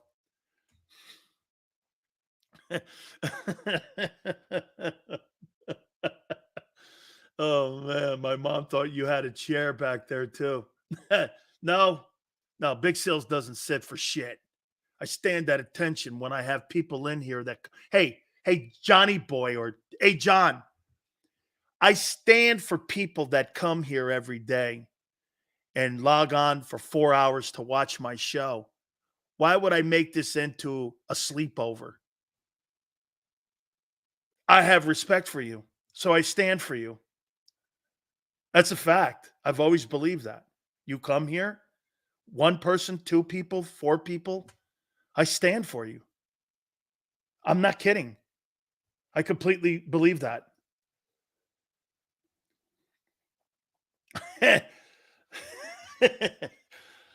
182, 18 more, guys. Yeah, well, I'm not kidding. It's one of the reasons I stand, is because if somebody could take time out of their day to come here and watch this program and have me go back and forth with you, then I can stand at attention for it. Shut up, senor. Senor, some of you guys are so filthy. Hey, my family watches this. Give me a break, will you please? So who's a bigger mismatch, AJ or Goddard? Oh, AJ. Across the middle of the field, AJ. Hate you, bud. I have to respect for you doing that. Thank you very much, Ryan. Ryan, I'm going to win Ryan's ass over. Nobody thinks you're tough for standing. Hey, John. Hey, appreciate the 20. You know what? I'll tell everyone what Xander said behind the scenes. Total Philly. Guy spent $20 just to tell me to go fuck myself. I'm going to give you kudos for that.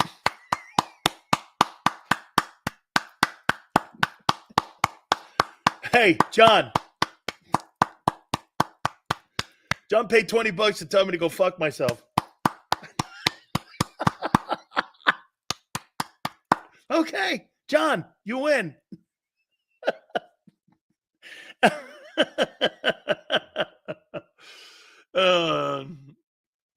I watch your content every day. Hey, John. Hey, listen, John, you are now a priority also of me to win over. You are now a priority too. You stupid son of a... I thought you were sitting on your walker. Hey, Stevens, you know what? This is where everyone goes. You know what you guys do?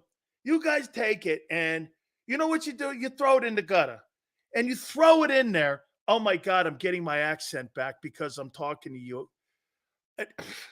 Stop it. I'm getting my accent back, and I don't want it. Oh. When I first met my wife, she goes, "Let's forget about it." I said, "Well, you know." She goes, "Yeah, forget about it." Yeah, I had to explain to her what forget about it was. So here, Prince, you'll like this. So when I first introduced my girlfriend, then now wife, to my grandfolks, my grandpa would go, "Hey, Mr. Sileo, we're about to go to the store, and we're fixing to go to the store. Is there anything we can get you?" Grandfather's like, "Yeah, you know, some coffee, this and this, what have you." Okay. So my grandpa calls me over. He goes, "Fixing?"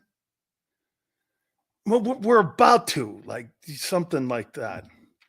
Is it fixing? You're about fixing? Yeah, we're fixing to go to the store. I'm like, I actually think it's sexy. I like it when she says that shit. Hey, I'm fixing to go to the store. What do you need? um, fixing? My grandfather's like, what's fixing?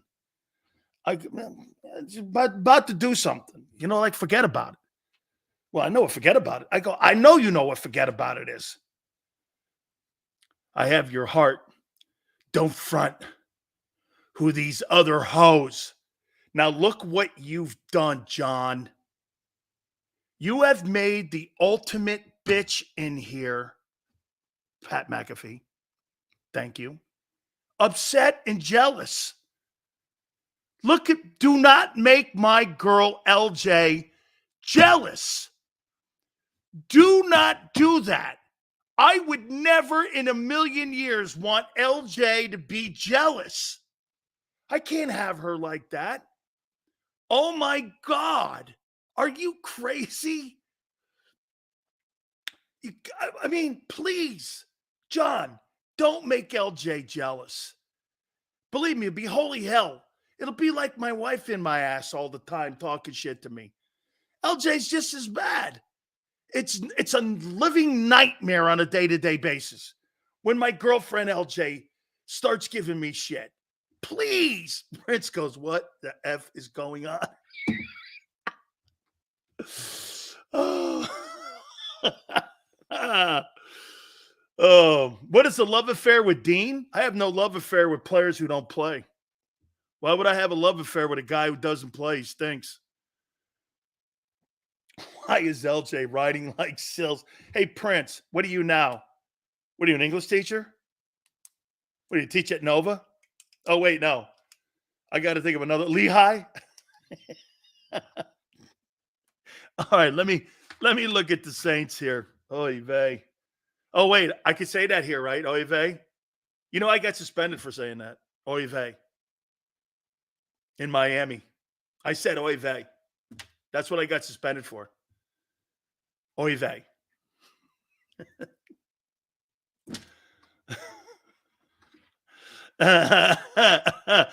Oh, LJ saying bad words to me? Come on, Elway. Elway. Come on, Elway. You're going to be at that Saints game, Martin? Martin, is it at – where's that game? It's in New Orleans. All right. Oh, did D-Jax get back with me? Let me see this. Did D-Jax get back with me? Whew. Not yet. I'm going to tweet at his on my timeline. Yes, sir. Oh, yeah. Right after the program, too, juniors. Yeah. All right. Nakobe Dean is a waiver wire candidate. Absolutely. The real. Did ESP apologize to G-Jax? Are you kidding me? WIP is protecting him like he has Secret Service. They protect ESP at WIP more than they protect with Secret Service for Trump. Nobody can touch our little ESP. Is it ESP? Nobody can touch our little guy. He'll give you like his little quotes, you know, how good everybody does. You know, that stopped after Kenny Flickett was outperforming Hurts. I laughed when they reported Dean got his spot taken. I said to myself, he never even was on the field anyways. Where is Waldo?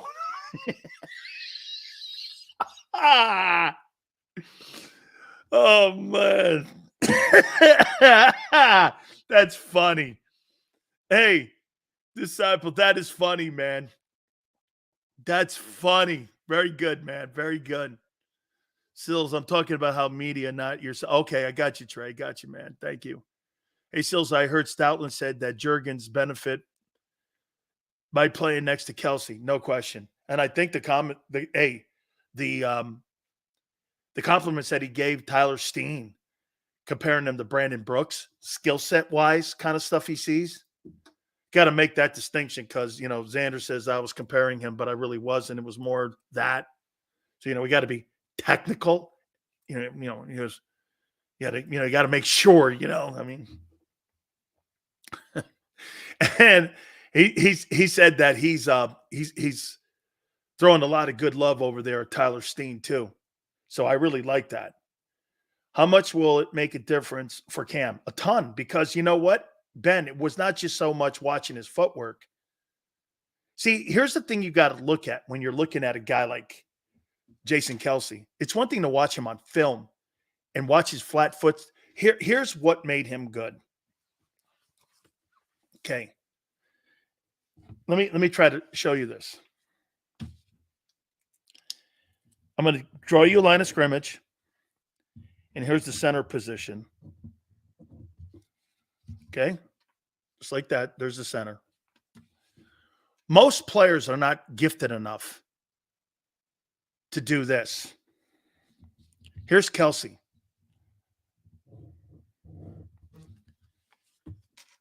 Makes a flat step and up. Why is that significant? Well, if you got a nose, he's on his play side shoulder already.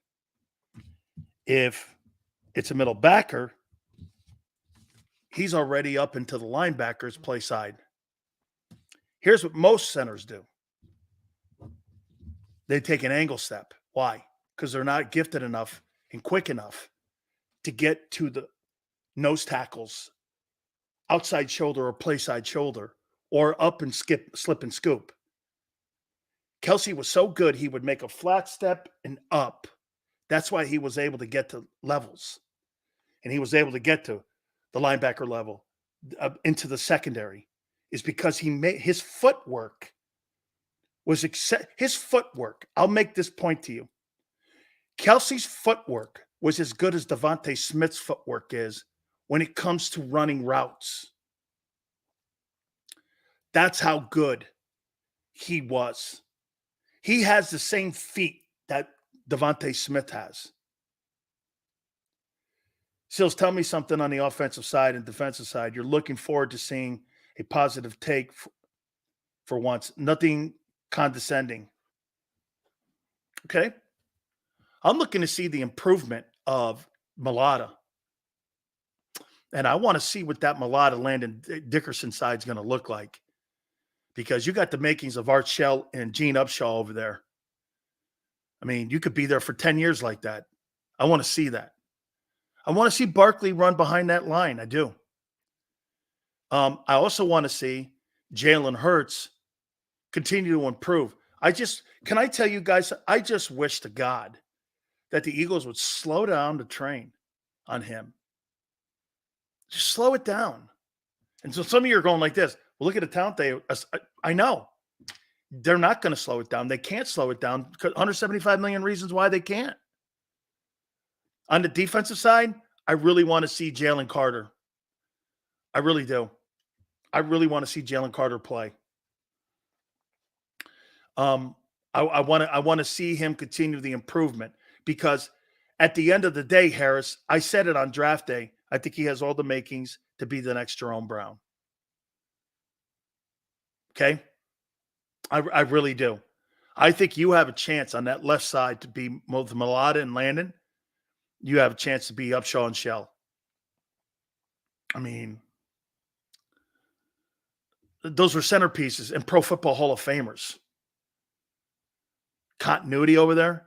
So let me show you something here. How old is Mulata? 26? How old is Dickerson? 25? How old is Jurgens? 23?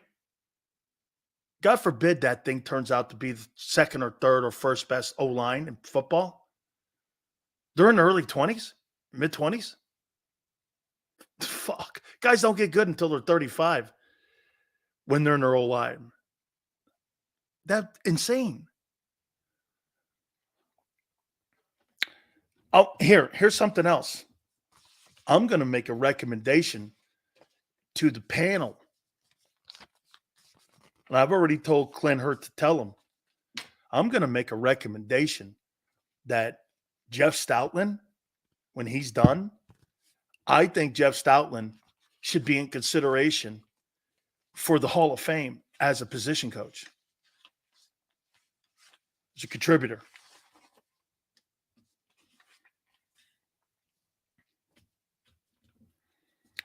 And to make the point even more so, he's a better coach than Jim Johnson.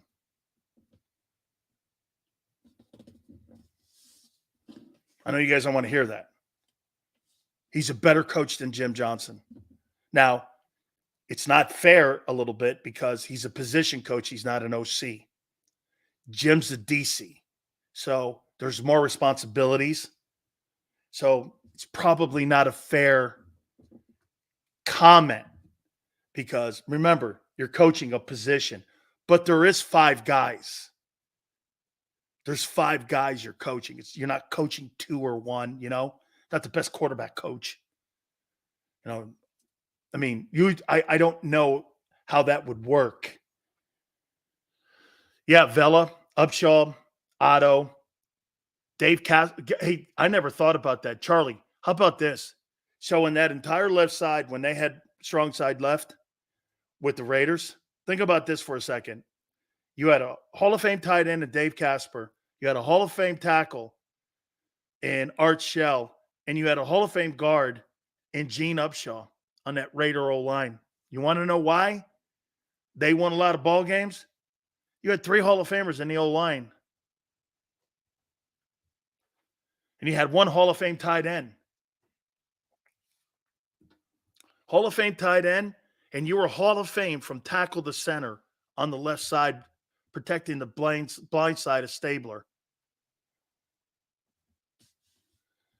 Mark, Dave Casper was a stud. Where the world famous saying came from. Ghost to the post. Do you remember that one, Mark? Ghost to the post.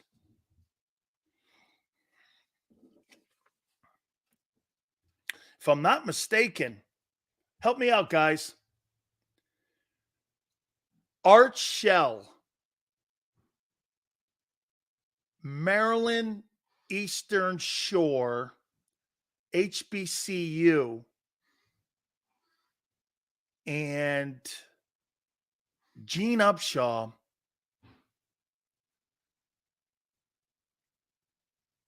Florida A&M? Is that right? Like Florida A&M? Madden head coach, yep, the whole thing. Quarterback was a Hall of Famer. Yep, absolutely. All right, let me do the Saints here before we take a timeout. By the way, please hit the like button. We're really close, guys. We're 7 away from 200. Thank you. So we were getting into it before we had Angelo on. Saints, week 4 opponent. Texas A&I. Thank you, Kyle. Hey, Kyle. That's HBCU though too, right? Art Shell, Maryland State. Okay, not Maryland Eastern Shore. Maryland State. Okay, may have been Maryland Eastern Shore back then, but I think those are HBCU schools, if I'm not mistaken. God, man, you imagine that? Because get this. Because Al Davis, man, he recruited those schools. He had some of the greatest black players in the history of national football. Dude, if you put an all-black NFL Hall of Fame HBCU all-star team together and you played the white dudes that are in the Pro Football Hall of Fame, I'll tell you what, I'd like to see that game. I'd like to see that game. I think Darryl LaMonica is an Alabama guy. Shit, I forgot about Darryl LaMonica at Alabama. I think LaMonica was an Alabama. Is that right? Or is LaMonica Notre Dame? He may have been Notre Dame. He may have been Notre Dame. Darryl LaMonica. Yeah, he was a great player, man. So let's do the Saints. Very easy schedule in 24, my opinion. They were 9-8 last year. They missed the playoffs in a very sorry ass NFC South. I've never been a massive fan of Dennis Allen. He is a great defensive coach, though. I love their general manager, Mickey Loomis, Super Bowl winning GM. The new OC is Clint Kubiak. He's a Kyle Shanahan kind of guy. So he's going to have a lot of movement, a lot of motion. They're going to move players around a lot, like Kamara.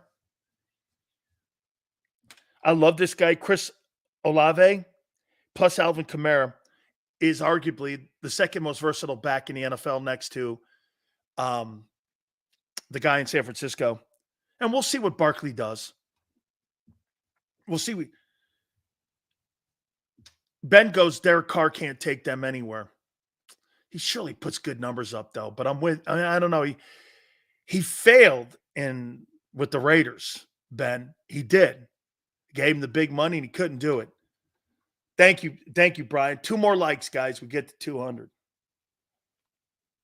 I think the defense is going to be – I'll tell you what, Dennis Allen's done a nice job. The Saints have been one of the top-performing football teams since 2020 defensively. He's a good defensive-minded guy. The O-line needs a lot of work. They added Chase Young. They got Cameron Jordan there. They got a good defensive group of dudes, man. I think they're a playoff team. I think they're a 10-win team in a really shitty division.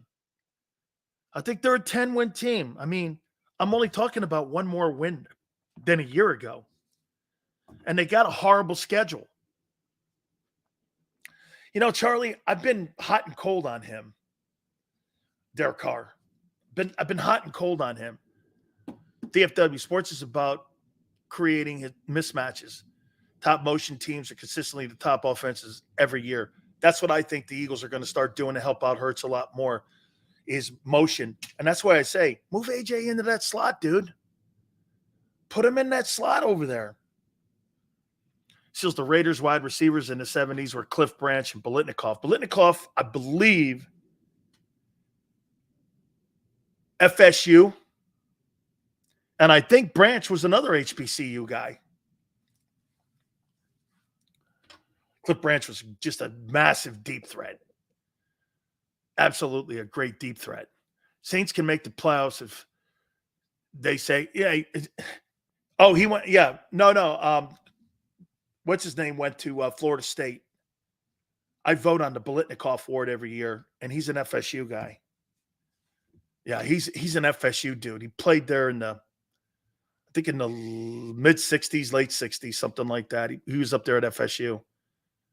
I mean, you think Tua can read a defense? He throws some of the most mind-boggling picks. Ben, you're not under the assumption that Jalen Hurts is a better passing quarterback in the NFL than Tagovailoa is, are you? Ben, you don't think that. He threw for 4,600 yards last year. 28 TDs. There wasn't anything Hurts did last year better than him. As a passer, nothing. Higher completion percentage. I mean, I didn't know Branch went to Colorado. Emotions. Okay, Ben, I got it. Not Hurts. Okay. Tua can't make all the throws. That's a real take. That's a real take. You know, and again, I think that's why they're still humming and hawing on paying him. Hurts also got benched for Tua. He did. Hurts did come in and win that SEC title game. Cosmo with a great take. Seals, if you're Howie, what's your next move? You know, can I tell you guys what I heard?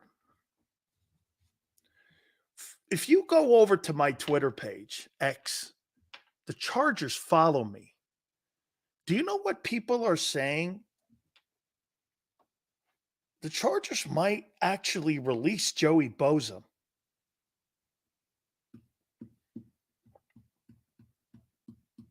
He's due a big contract. For Howie, with that $27 million or whatever it is,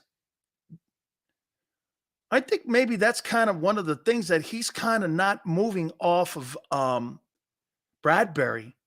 He might need some money for a backer, for an edge guy. I mean, hey, Alex, I don't believe it either. I don't believe they'll move off. I do not believe they'll move. But there's conversation that because they're so wedged against the cap, they may be forced to move because he wants a new contract. Remember something. When he came out of Ohio State, do you remember what Joey Bosa did? He sat out the first 4 games for $500,000 until they paid him the money that he wanted.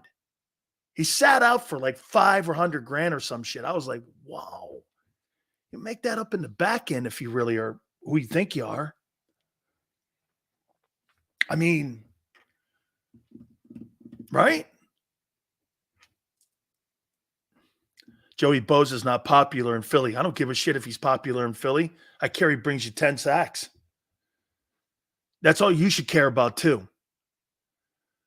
Camp cuts this year are going to be very interesting. Probably we'll see some names you didn't think you would. Hey, DFW, I think that's what he's doing too.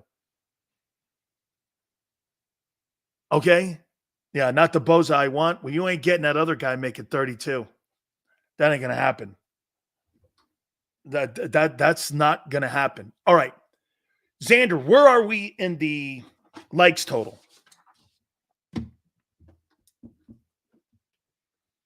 See here. 201. You guys did it. Thank you. Hit the like button. Keep it here, National Football Show. If you missed any of today's show on the JAKIB Media channel, listen to the podcast on your way home. Available on YouTube, Apple, and Spotify.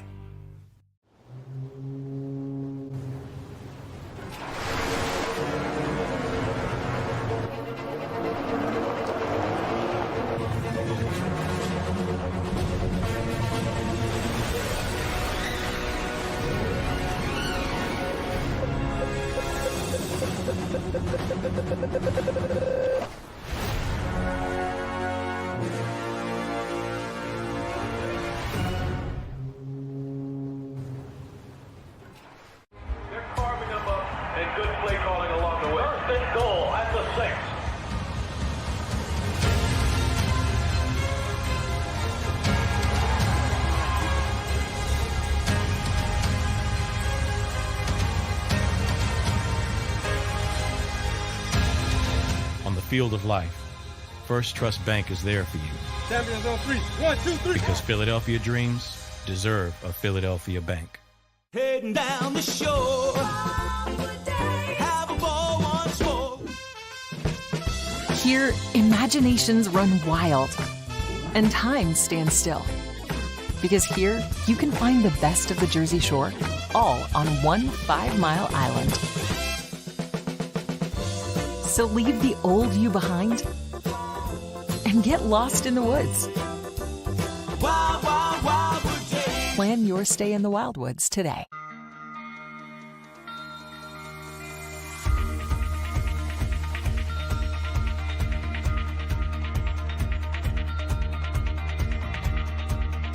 Hi, I'm Jim Muehlbronner, Managing Partner at Del Valle Insurance Group. Give us a call. We're a local, knowledgeable agency, not an 800 number. Go Birds!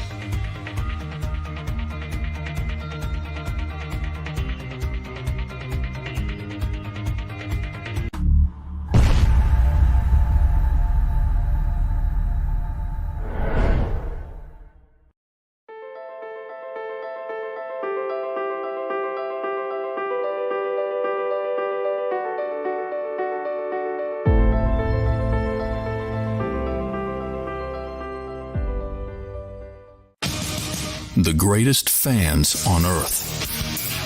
It's a bold statement, but would you expect anything less from Philadelphia? 58 years of heartache creates a toughness, a grit, a resolve not found in most. Sure, our prayers were answered, but now that we've had a taste, we're looking for more. Pondley Hockey, official partner of the Philadelphia Eagles. EAGLES, Eagles.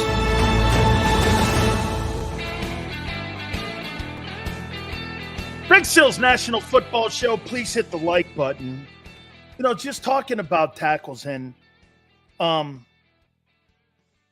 you have with Jordan Mailata. Pro Football Focus has the top 10 offensive tackles in the game. And I have my list versus PFF. That's what I do now. I just don't write their list down. I match mine across. They have Trent Williams number 1. I have Trent Williams number 1. They have Tristan Wirfs, Tampa Bay, number 2. I have him number 2 as well. They have Penei Sewell, number 3. I have Penei Sewell, number 3. They have Christian Darrisaw, Minnesota, 4. I have Jordan Mailata, 4. 5, they have Jordan Mailata. I have Christian Darrisaw, Minnesota, 5. They have Lane Johnson, 6th. I have Lane Johnson, 6th.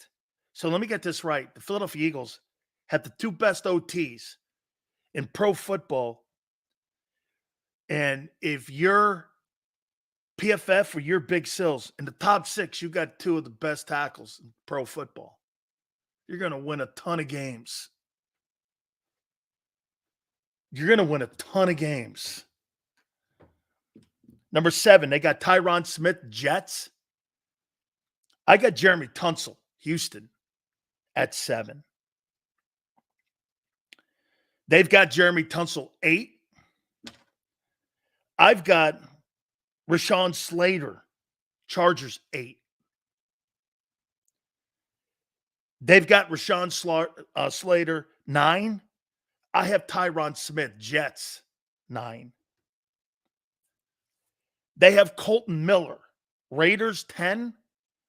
I have Colton Miller, Raiders, 10. So, a little different. I think Penei Sewell's moving up the list. The kid in Tampa is phenomenal.